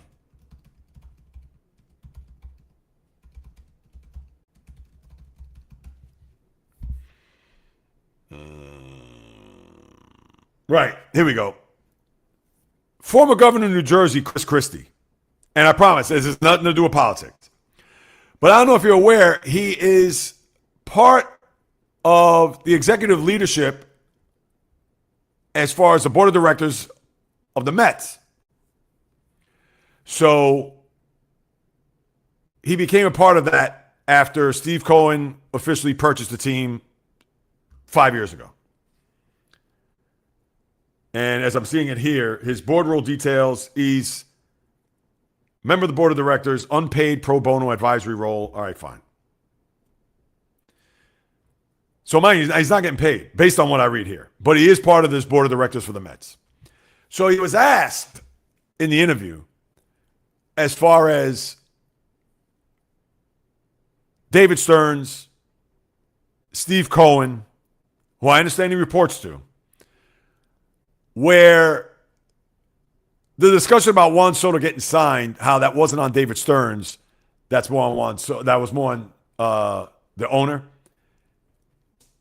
And to hear Chris Christie just like toe the company line, not want to ruffle any feathers, not want to upset whatever, and right, he knows a lot more than I do, but let's face it, that deal by Steve Cohen was all his.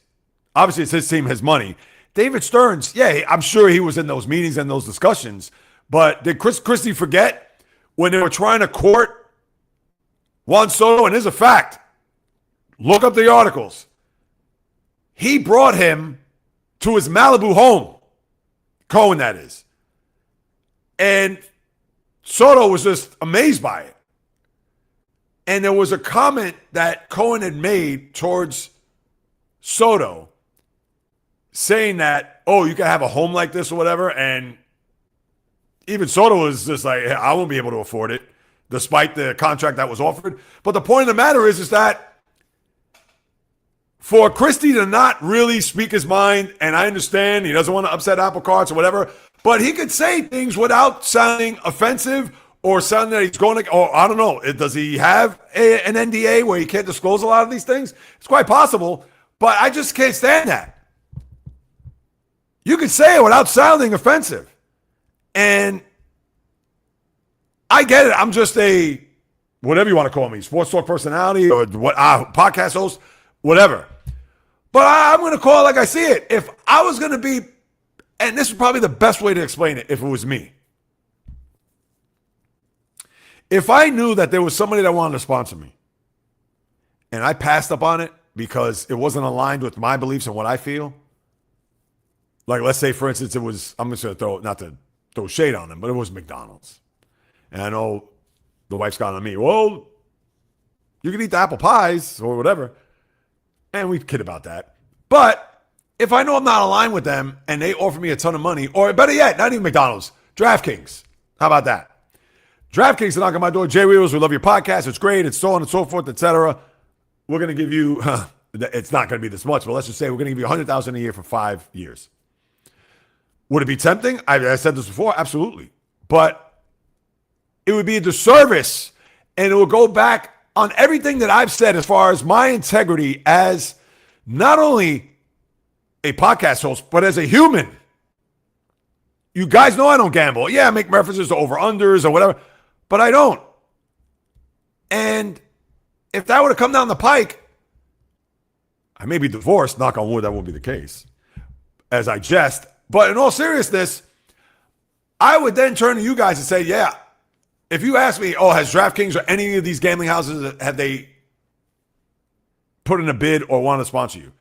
Well, I can answer that right now. No one has as of this moment, nor have I even reached out to any of those. But if it was a thing where they have and I turned it down, and if you ask me, I'll answer honestly. In fact, I want to get in with the SeatGeeks, with the StubHubs, well, maybe not StubHub, or TickPick, those companies, because they're ticket companies. I want to get connected with them because if you want to go see a sporting event and by any means you can get discounted on tickets, and I've reached out to them, trust me, I've reached out to all of them. And nothing in return, nothing back, whatever. In fact, they want me to be a content creator for them, which I understand that's fine. But no, I want them to be partner / more so sponsor of the podcast. I'd rather have that. And again, it goes back to the integrity of things. And yeah, when I hear Christie just like, oh, well, no, he ain't fooling us. Oh, is this annoying? Senator vote. Nobody won real vote. Oh, it's in November. Oh, okay. Yeah, I saw something else going on in Michigan. J-Rod, thank you. I hope I'm not lagging anymore. I hope I'm coming through without any hitches, glitches, etc. Giants Rangers, yes. I love it. Valves will be there to the end. Die hard. I know. Exactly. And that's my point. Because people right away, and who knows, I haven't checked the Steelers' latest thing. I'm sure there may be somebody, they don't only have but a few hundred subscribers, etc. But if somebody came out and said, oh boy, here we go, trying to silence Aaron. Nobody's trying to silence him, but nobody cares what he has to say about this. No one. Sorry. And not only that, but he looked stupid the first time around. When he came out, oh, I've been immunized. Well, you should have stated what he said, immunized. People, when they thought immunized, oh, I guess you did take the shot or blah, blah, blah, whatever. And listen, I could care less. But when they found out that he didn't, and they then scrambled around the fight, then he looked stupid. Then he goes on Rogan, and they talk about that.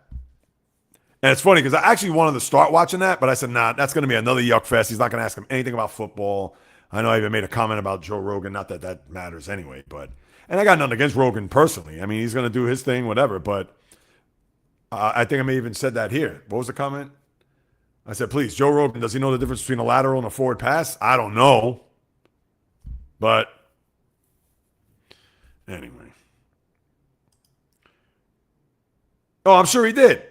And maybe, who knows? Maybe he did that intentionally. Because he's cool with McAfee. And I'm surprised ESPN hasn't come out to say anything as of yet.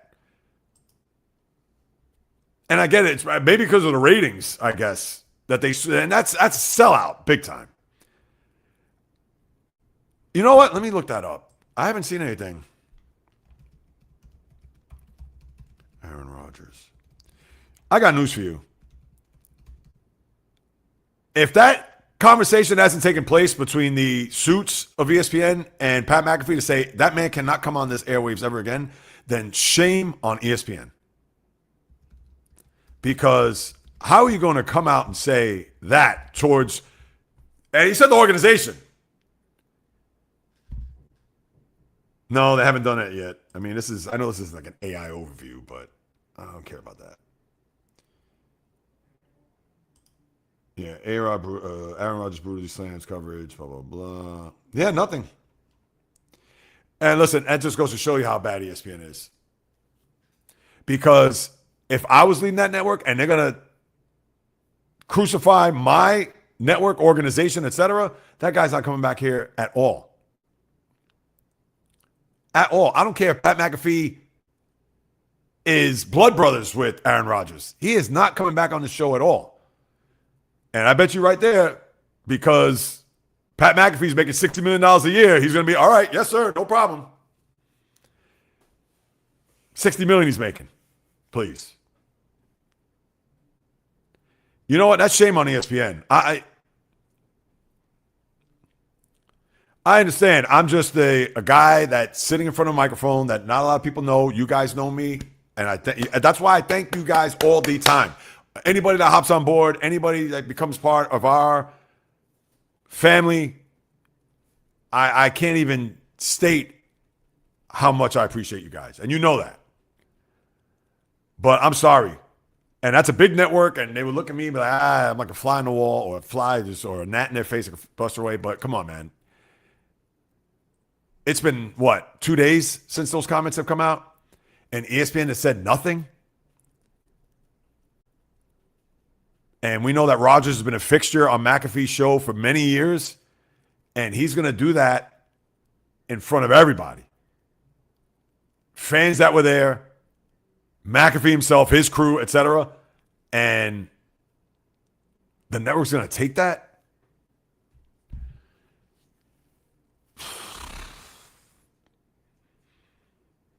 Yeah, here it is. Yahoo Sports. ESPN stays silent following Steelers quarterback Aaron Rodgers call out. Wasn't pulling any punches. Sports media juggernaut. His parents choose silence over engagement. That is terrible. That's an awful job.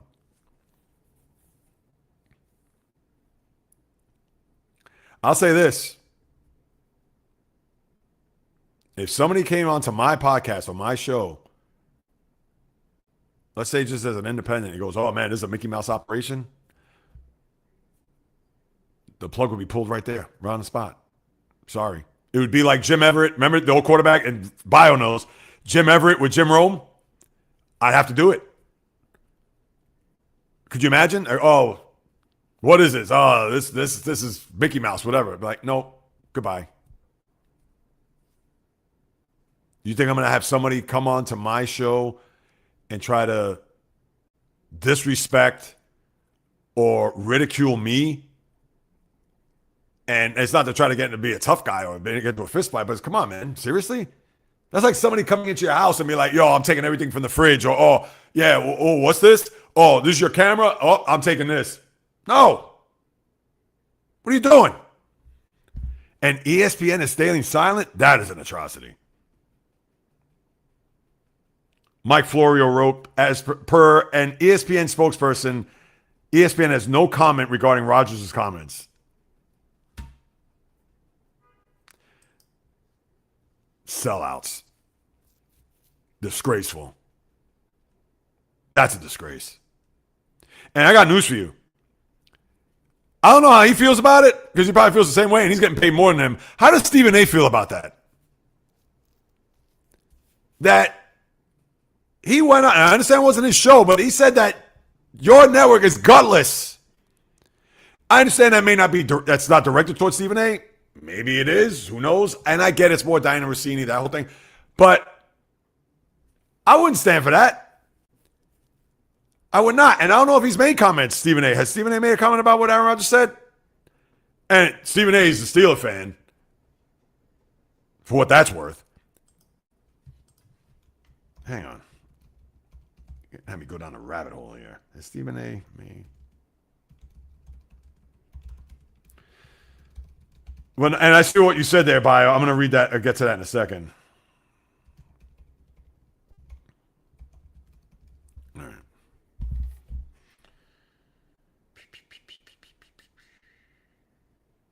Stephen A. responded to Aaron Rodgers' criticism of ESPN while Rodgers previously took aim with the network, notably remarking ESPN wasn't like this back in 2008.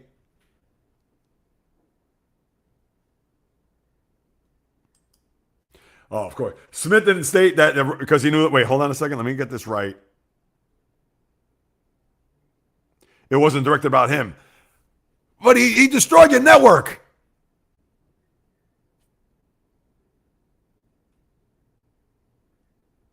So I guess it's cool. He'll have Aaron Rodgers come on to the first take set, and until he makes it about him, then he'll have a problem. I don't have a problem with that. To me, that's not being a team player. Aaron Rodgers says Stephen A. Smith finally got it right.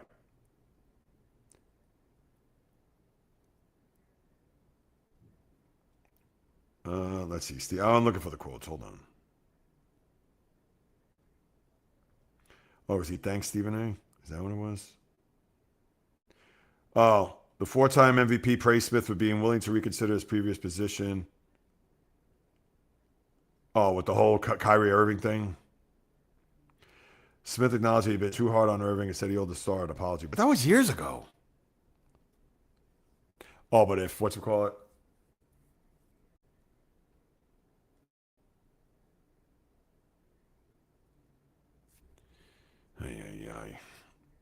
I don't know, man. Please. You know what that's saying? I'm sorry, Stephen A. You know what that's saying? That's like somebody coming to me. I understand it's a lot stronger than talking about a network. I get that. But that's like somebody coming after my wife and criticizing her that, let's say I knew of somebody that knew me and my wife. They criticized my wife, but I still like that person. So I'm still cool with that person because they didn't criticize me. That's what that is. Maybe that's a bit too strong, but you understand the comparison. Listen, does he have to kill Rodgers? He doesn't have to, but he could say, I understand it wasn't directed towards me, but for him to say that it was gutless, it's a gutless organization, that I disagree with him. You could say that. But because, it was directed toward me, so we cool. Nonsense. It's like talking about an ex-girlfriend who did you wrong. Yeah, exactly. And the novice knows more, so I like this. What's up, Val? The novice, here we go.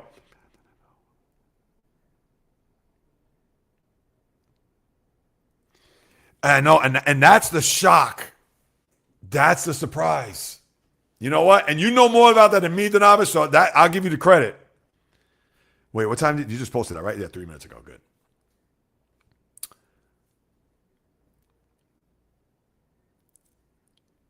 Yeah, I would listen. I'm sure the Fauci stuff, he probably knew that was coming. I don't know about the ESPN stuff. Maybe Rodgers clued him in to say, I got to say something about Diana Rossini, and maybe McAfee said, oh, all right, whatever, blah, blah, blah. And then for him to say you're gutless, maybe he didn't know that. But yeah, you're right.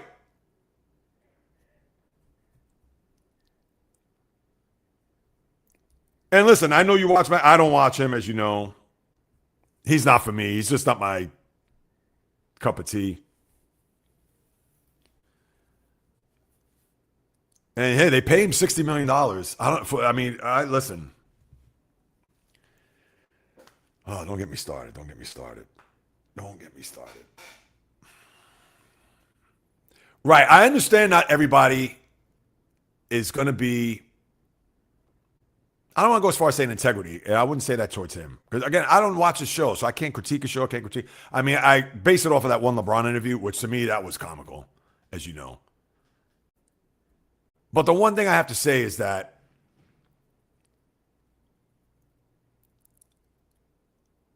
he's catering to a younger demographic. And it may be older guys like me or a little bit younger that are into that. That's fine. And you're right. It's almost as if he has ESPN over a barrel, which is just unbelievable when you think about it. But guess what? ESPN put themselves in that position. That's the problem. When they had him on, because I remember he was on ESPN many years ago. Well, he was YouTube, then ESPN, and then he went back. He was off ESPN for a hot minute, if I'm not mistaken. And then over the last few years, he's come back on because I guess they realized, like, oh, they need McAfee more than McAfee needs them. But they created that.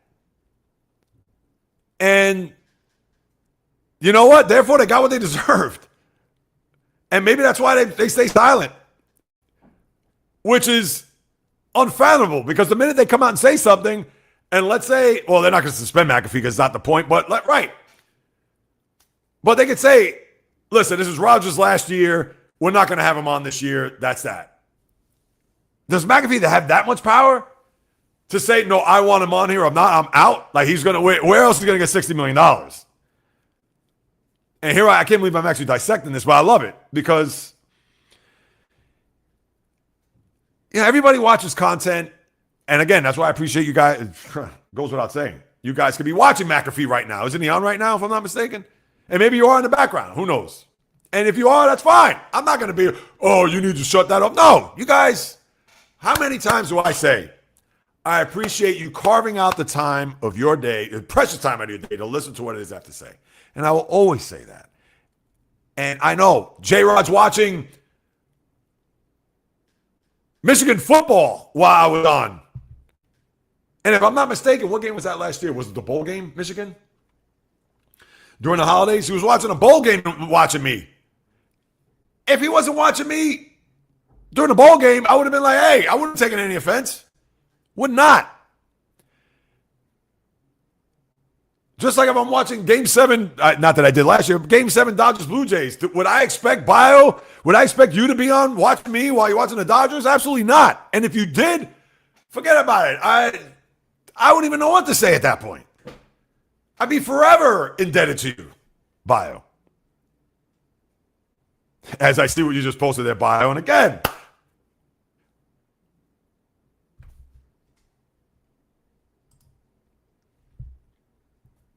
I mean, listen, not that you're going to have me to tears right now. I mean, I smile. I'm just it's tears of joy, of course. And I'm not crying. I'm not going to get emotional, but it's one of those things where it's like, yeah. I mean, this is why I do what I do. And this is why. One day, and Lord knows, I don't want to make it about me. But I do this because I love it. And you know what? That's an interesting point too. No, I want to get to that Waffle Iron. Wait, but also want to get back to what Bio said here for a second. I skipped this. It's kind of like Jay Reels. If you had us on your Pittsburgh Steelers show and we badmouth the channel that you're on. Oh, that's a good one. Let me think about that for a second. If it's kind of like if that. Right. Yeah, exactly. Because you could say, oh, they're not investing in you or whatever. And I'm not saying that's the case because they've been great so far. Now, obviously, a lot of the money that's going to be earned is going to have to be through pretty much what I'm doing now. So it's not like I'll be honest. 100% transparent.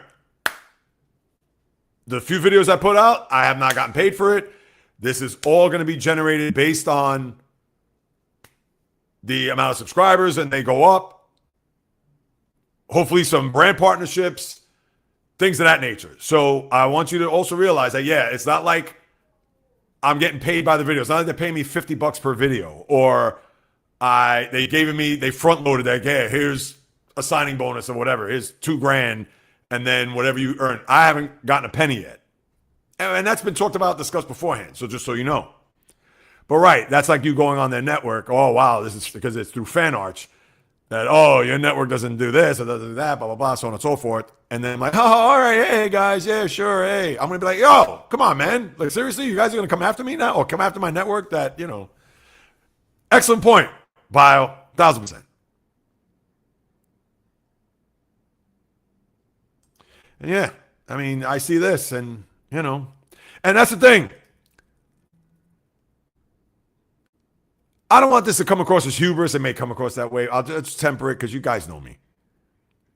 But if I were to have a platform 1/10 of what McAfee has, doesn't have to be exact, 1/10, as I say at the end of all my podcasts, I'm coming correct, direct, and in full effect. That's it. And it doesn't matter. So if I had a current case in point, let's say if I had Baker Mayfield on, I'm just throwing his name out there. If I had him on, I'd want to do kind of an overview of his whole career, not just what's happening in Tampa. Here you are number one first overall pick in a draft. Do you feel like you're still respected? If you say, no, I still feel like I'm disrespected. I've been on several teams. I'm not getting an extension here right now. I got to sing for my supper, blah, blah, blah. I'm going to ask him a tough question. I'm not going to be, oh, Baker, hey, what's up, man? Hey, how was doing those progressive commercials back in the day? Nobody cares about that. Nobody's going to care about that. I'm going to talk to him like, hey, how did things end in Cleveland? Did you deserve to go out like that?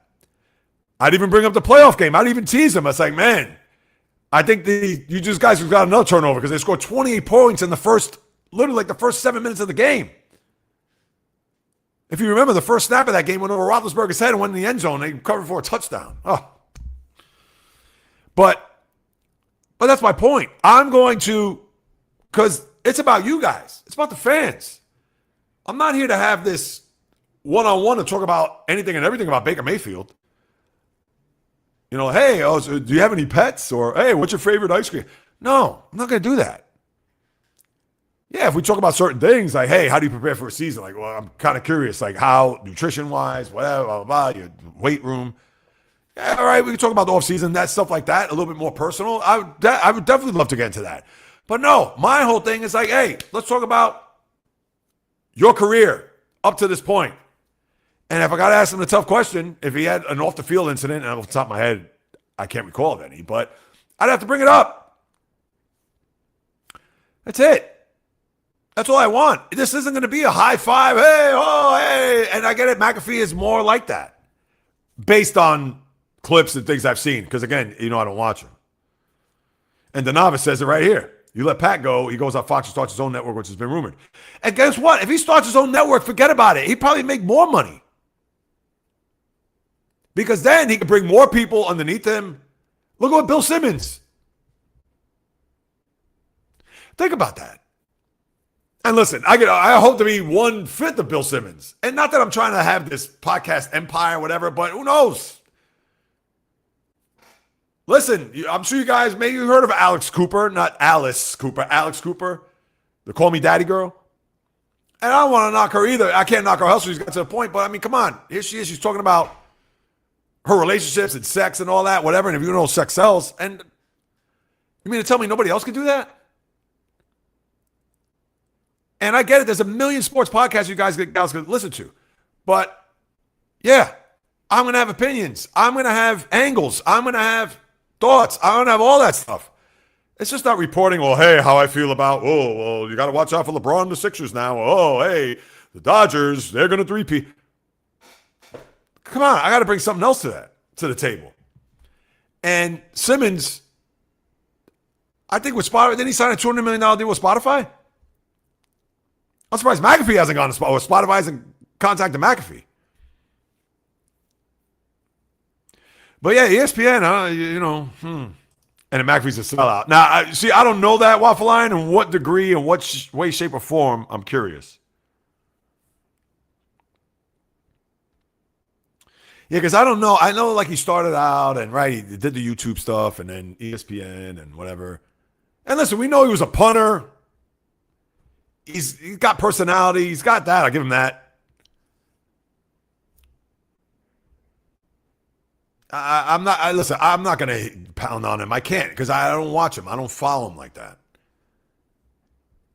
So, Stephen A's different because, I've seen Stephen A over the years and I can critique him on, of course, I don't watch First Take. I know with Russo, I watched a little bit today because Russo was on. I kind of wanted to see what they were going to talk about. But, yeah, so I obviously have a better feel for him than I do McAfee. But I understand McAfee's still not my cup of tea because, again, the type of content he puts out, and a lot of the former athletes, what they put out, it's it just doesn't interest me. Doesn't. Oh, excuse me. But I'm curious, Waffle, what do you think? And why is he a sellout in your eyes? Seals Ace is good channel. Gonna listen to today. Oh, thank you, Val. Thank you. See, I appreciate that. And, I try to add a little spice there, and I don't know if you've seen the thumbnails. I'm sure you're looking at, like, today would be Rico Dowdle and Jonathan Taylor is in the, just to give you, because it's already up on the channel, so I could give you not a preview. But people are going to think, wait a minute, is J Reels really thinking Rico Dowdle is Jonathan Taylor? Of course not. But, and I'll tell you whether you watch or not, but I say that Rico Dowdle could be to the Steelers what Jonathan Taylor is to the Colts. Is he Jonathan Taylor? Obviously he's not. And I understand when you look at it from a thumbnail perspective, you're going to think, wait, why is Jonathan Taylor in the same thing? And you'll see that I make a comparison. Now, part of that has to do with the people there on the network because they want to have engagement. And no, one more time, Rico Dowdle is not Jonathan Taylor, people. Trust me, I'm not that delusional. But there has to be angles. There has to be something. That doesn't mean I agree with it. That doesn't mean whatever. But hey, and I understand you got to attract eyeballs, but not to the extent where I'm going to sit here and try to convince you guys that, oh, Rico Dowdle is such a big pickup that I think he's going to be just as good, if not better, than Jonathan Taylor this year. I mean, come on. Seriously? You guys will be like, Jay Reels, you sure that's not water in your glass? Set to sign with the Commanders.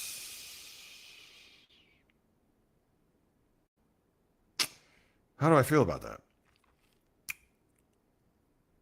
Well, obviously he's going to take the place of Deebo Samuel. And listen, Stephon Diggs is good, but he's not great. I mean, he's a target. He's certainly going to help the Commanders, but we all know Jaden Daniels has to stay healthy. Most interviews have talking points and pre-approved questions. And that's the thing I don't like. I don't like that. And that's just me. That's just me. I'll give you a couple of examples, if I may.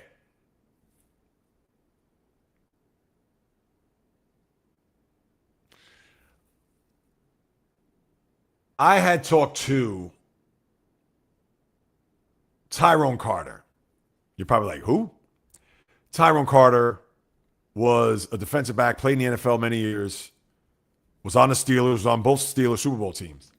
I had him on my podcast back in the COVID year. And that was probably one of the most revealing interviews that I had, that he was just went off. He was killing Nick Saban. He was killing his former coach, Mike Tice. No, he didn't kill Nick Saban. He got on Nick Saban because he went to the University of Minnesota, and even though Saban recruited him, but he did not, so therefore he's like, oh, you missed out. But he did kill Mike Tice because he played on the Vikings. He was on that 2000 team that got slaughtered by the Giants in the NFC Championship game, 41-0, and he literally destroyed him. But I brought up the topic of his brother, who was imprisoned at the time when they won those Super Bowls. And I had to bring that up. Like, how much did that play a part? And he could have told me I'm not answering that. Fine. But just like you said there, pre-approved. If I had Barry Bonds on my podcast, I have to bring up steroids. Doesn't mean he has to answer it. Or if they're, let's say his camp or whatever said, sure, he can have you on, but no steroid questions. I'd have to find a way around that. Sorry, I'm going to have to find a way around that. I'll ask him the one time, and if he says, hey, I don't know steroid questions, all right, Barry, I said, I understand that, but obviously you have a big connection. You're a lot of people think that you are an immortal player, and to a certain extent he is. But there's been that cloud cast over him. So in a roundabout way, I have to ask him. I'm not going to ask him squarely, oh, did you use steroids? But I would have to ask him in another roundabout way to say that there's been speculation. That's it. Do you want to squash the rumors? That's it. I'm not saying did you take it, but something along those lines. And if he wants to answer it, great. He's like, nah, I thought there were no questions about steroids. At that point, I say, all right, let's move on. End of story. But you're right. A lot of them are pre-approved. Which to me, again, the people that are watching, whether me or even those type of shows, McAfee, Stephen A., it doesn't matter, Colin Coward, whatever, who are watching those shows? Athletes aren't watching the shows. Maybe there are one or two, maybe. Athletes aren't watching the shows. People in the NFL, in the industry, maybe, I don't know, a trainer or somebody. But even if that was the case, the people watching the show are fans like you and me. Fans want to know that stuff. Just like I gave you the example a million times over, and I guess this is probably the best example, and I won't get into it, but when I talk about Kevin Garnett, Honey Nut Cheerios, that's it. KG, did you say that? Oh, well, that's safe on the court. I'm not going to talk about that. All right, cool. But because it's public knowledge and the fans want to know, that's it. End of story. And that's the thing. It's all about the fans. So if I have to ask the controversial question or the tough question or whatever, I have to ask it. I mean, I don't know what else to say. To me, it's like I'm not doing, and again, I am not trying to clickbait. I'm not trying to be Joe journalism over here. I'm a fan. I want to ask these questions. If I happen to sit across Tom Brady, I know it's been many years. I hate to bring this up. I won't even mention Deflategate. The one thing I'll mention, did you destroy your cell phone? Oh, I don't want to talk about that. Okay, I understand. But by you saying that, the people out there are going to listen and they're going to think that you actually destroyed it. That's what they want to think. That's what they want to think. All right, next question. That's it. What's wrong in asking that question? Right, because I could go, oh, what about Deflategate? You know he's going to say to that.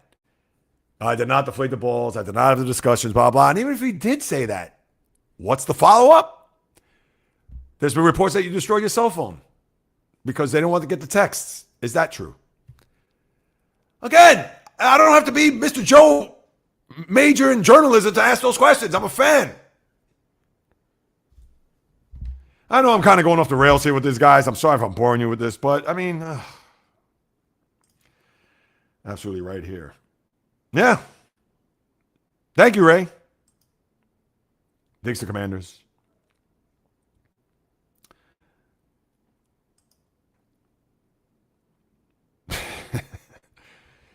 See, and that's another reason why I do what I do. It's not to be the guy that knows it all. It's not to be the guy that, no. It's just because I love, you guys know. That's it. That's it. That is it. That is all. That is that. Nothing more, nothing less. And, right, if Aaron Judge came on McAfee's show, put it this way, if Aaron Judge walked in right now and says, I'll be here for as long as you want, I got so much to dig from, it's not even funny. And I understand he plays in the Bronx, so it's obviously, please, he plays 5 miles from where I'm sitting. But I don't even need to prep or prepare. And that's not to brag or boast, but I know enough about Aaron Judge to sit here and ask the questions. And even more so, you think Pat McAfee's going to ask him about, hey, did Hal Steinbrenner call you while he was in Japan to say whatever it takes for you to stay as a Yankee? Because I believe Hal Steinbrenner was on Japan, where he took it in his own hands because he knew that he was going to get vilified by the fan base. That if he did not sign Judge when he was a free agent that year. That question has to be asked. End of story. I mean, that's not even that's not even a debate. Because I could talk about, how much pressure were you trying to get to 62 home runs? Or, how's it feel to win 3 MVPs in 4 years? Or, did you feel like you got robbed in your rookie year that you should have been the MVP instead of Jose Altuve? And that's just right off the top of my head. You think McAfee's going to bring up that stuff? Or maybe one of the guys on the staff, they're probably, ask him about 2017. No, I don't need to do that. And again, I understand it sounds like, whatever, pound my chest, brag and boast. But that's what I'm talking about. When you're a fan and you're doing this made by a sports fan, for you guys got a sports fan, that's the end of it. Bottom line. I'm not going to ask a softball question. Who's the toughest pitcher you faced? If there was one guy that come on, that's lazy. Would I ask that maybe in rapid fire? Of course, but that's not going to be like one of the top. That's going to be at the bottom of my questions that I'm going to ask. I'm not going to ask Aaron Judge that. What about a guy who's, or who did you model your game after? Oh, come on, man. Seriously? Yeah, that's at the bottom of the pecking order.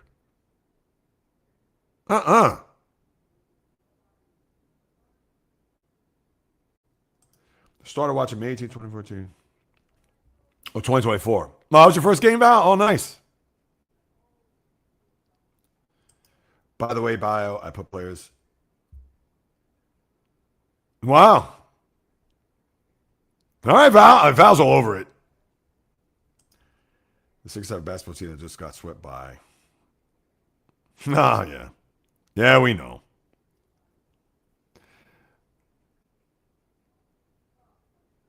A Sixers team that wasn't any good, even though they beat my team, but.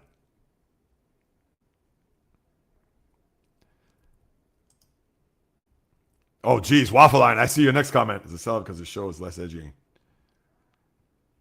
Oh, does he really? Now, I want the novice, if you're still on here, is he correct in this response? See, I wouldn't know. He's less edgy. Yeah, you know what's funny? Because I remember when he first came out, a lot of F-bombs, a lot of I don't know if there were insults, whatever. That I recall. But right, yeah, because he's less edgy because he has more corporate sponsorship, so he knows he can't upset that apple cart because that means that money ain't coming in. And this is one of the reasons why I do my show the way I do it. Like, right, every once in a while, if I come out with an F-bomb or curse, it's because, that's the way to get my point across. But I'm not doing that just for the hell of come on. That's lazy too. It's worth that. So, Waffle, I take it you're not a fan of McAfee. But I want to know if the novice, if he's right if Waffle Iron is right about what he said here. The novice, I hope you're still with us in that regard. Let's see. About my New York Knicks, I love this show. Keep the go, brother, on the 92. Oh, it's a 92. Nice. Oh, he's 8 away from 100. Thank you, Ray. And don't worry, after this, I'll be in touch with you, or before the end of the day, for tomorrow.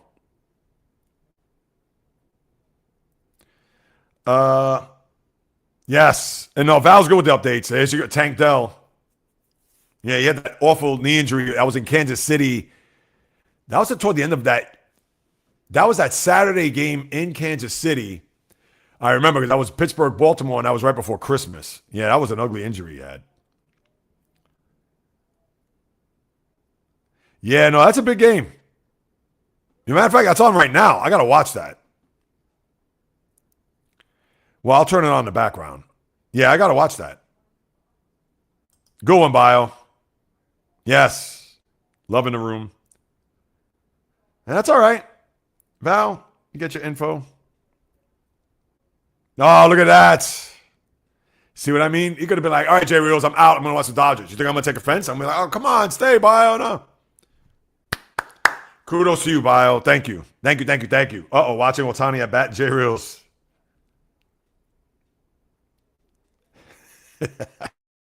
Not only am I right, ChatGPT will take my statement and give me the most honest guy of the year award.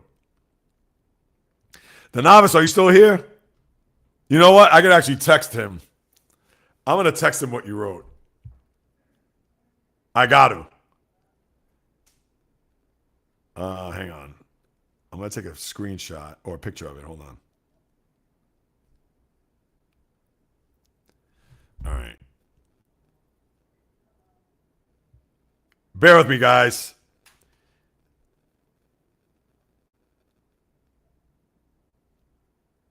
All right, I'm going to send this to him now.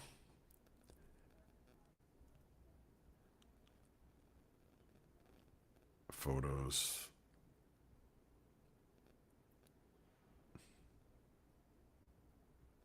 Come on. There we go.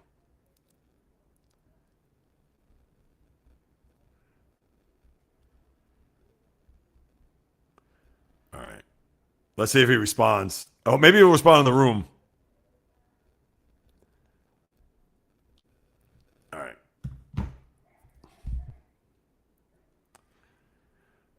Let's see. Oh, did he really? I'm good luck. Wow. Yeah, who's pitching for the Cubs? Hang on. Cubs.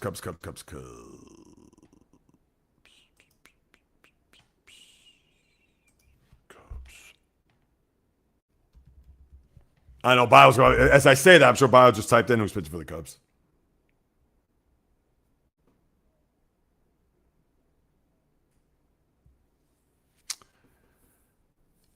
Yeah, Waffle Eye, how do you feel about Freddie Peralta being the peacemaker between Francisco Lindor and Juan Soto?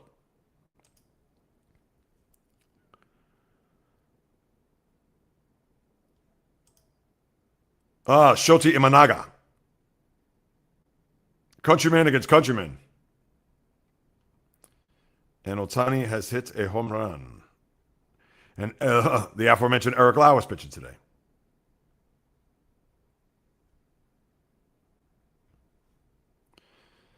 Let's see.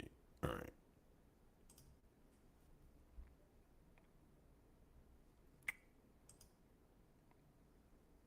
Oh, and by the way, Waffle Line, I got to get back to you on a couple things too, by the way. I've been meaning to. I know, and I see there's a lot of comments there on the YouTube channel with some of the stuff I've recently posted, so I got to get back to that as well. And of course, Val, that includes you too. Hold on. All right. Let me get back to this. Yeah, it's almost 2:30. Yeah, I'll hang on for a few more minutes, guys. And then I will log off. Of course, hopefully I'll see you guys tomorrow, 11 a.m. Latest podcast, as you know. What did I do? Here we go. Oh, there he is.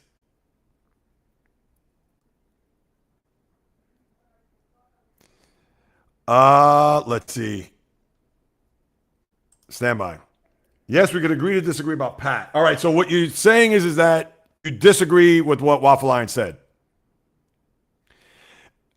Yeah, his first 2 hours has to comply with the TV rules. So wait a minute. So he isn't McAfee 12-3. So I guess after 2 is when you could. Yes. All right, Denovis, I got you. I saw your text come through. I appreciate that, by the way. But do you agree with that? Even though you say we could agree to disagree about Pat, his first 2 hours has to comply with the TV rules. All right. So, no, I understand where you're coming from.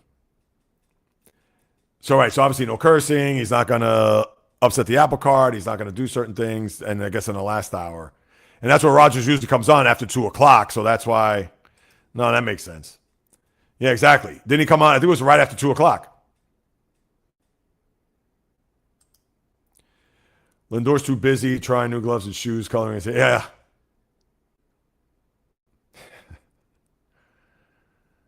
Oh, Lindor. Oh, the Mets.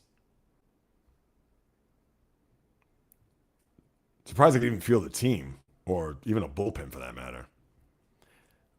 And with all those roster moves, I haven't even, to be honest, I haven't even checked to see who's come up, who's got, who's taking their place,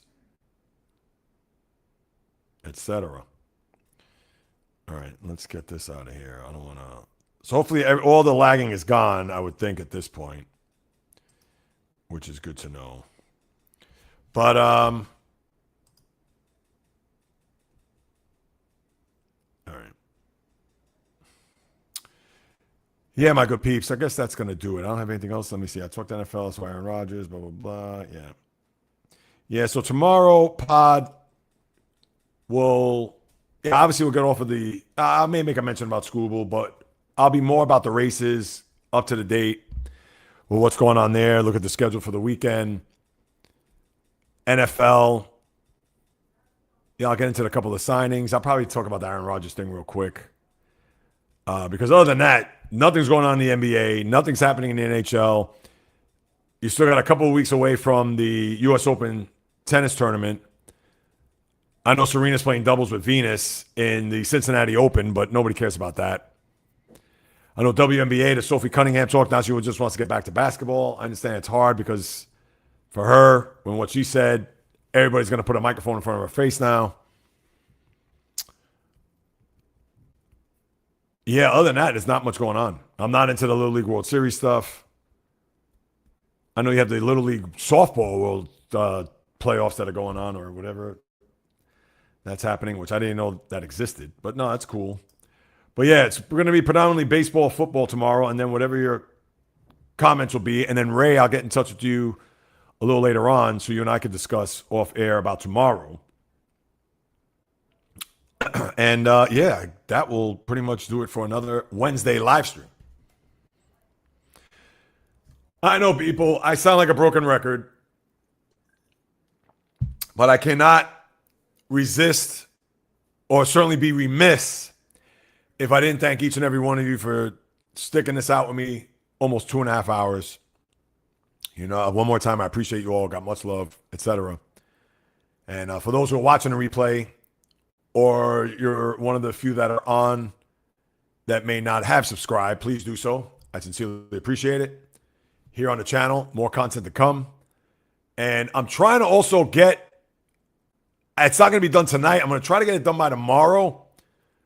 But one of them is in the can as far as like interviewing a Dodger fan, but the Dodgers being bad for baseball, that you'll get a kick out of. And I'm sure you know what the overwhelming answer is to that, but because I got a bunch of different answers, and also there be a salary cap in baseball, that's coming. That's from the Dodger fan. That's coming soon. Once it's official, I'll put that up. I should probably put up the three-peat one now. I already have it done, but to me, that should be the third video. The first one should be Dodgers go to bat for baseball. The second one should there be a salary cap? And then the third one should be, they're going to be a three-peat. So keep your eyes out for that, and I'll keep you posted with that, as you know. But with that being said, until tomorrow, everybody, 11 a.m., you already know. I appreciate you all one more time. Last time, I promise I'll shut up and say that and save that for tomorrow. But Right here, baby. In the blood, in the DNA, as you already know. Because as long as I'm in front of this camera and microphone, I promise I'll deliver nothing but passion, fire, energy, fury, my thoughts, opinions, critiques, praise, analysis, feelings on anything and everything that happens on all of the diamond, ice, gridiron, hardwood, golf course, racetrack, tennis court, boxing ring, octagon, and not only that, maybe even the studio, I guess you could say, or studio set, because I've been talking about that a lot today too. So I guess I got to throw that in the mix. Just got to remember that from time to time, or I guess when deemed necessary. From my lips to yours, from my heart to your soul, from where I am to wherever you are, the J-Reels live stream always comes live, correct, directed, and full effect. From the South Bronx, the South Beach, the South Central, the South Pacific, and all points beyond, peace, love, and God bless everybody. Enjoy the rest of your hump day. See you tomorrow at 11 a.m., God willing. And whatever comments come through, I'll talk about it right afterwards. But until then, until next time, on the flip, baby. Comment. All right. Totally understand there, Val. Get ready for your Giants. Hopefully they can win. You're a good fan, diehard fan, etc. Any last words from anybody out there? Please share right now. If not, I will sign off. Until tomorrow, everybody, 11 a.m. Eastern Time, the latest podcast coming at you. And, of course, we'll interact then. Until then, on the flip. Well, Pat McAfee doesn't know about baseball or basketball. That's not a sports show. Yeah. And that's the thing. It's supposed to be a sports show. Another reason why I do what I do. A sports show. Not just NFL. Not just whatever. Carson Bench is the truth. Yes, he's had a very good year. I don't think he's going to get Rookie of the Year, though. He'll probably be in the running for it, but I don't think he's going to get it. But yeah, right here, Bio. And I'm sure you can attest to that, the novice. I know you like McAfee. I know, and listen, I don't know. I can't tell you. But and I know I'll have Shams on, and I've seen some clips with him and Shams, but is he really rolling up those sleeves? Probably not. Anyway. Thank you, guys. Benj is the truth. Even in a bad season that the Mets are having, as always, LGM. Go Dodgers for Bio. Until tomorrow on the flip.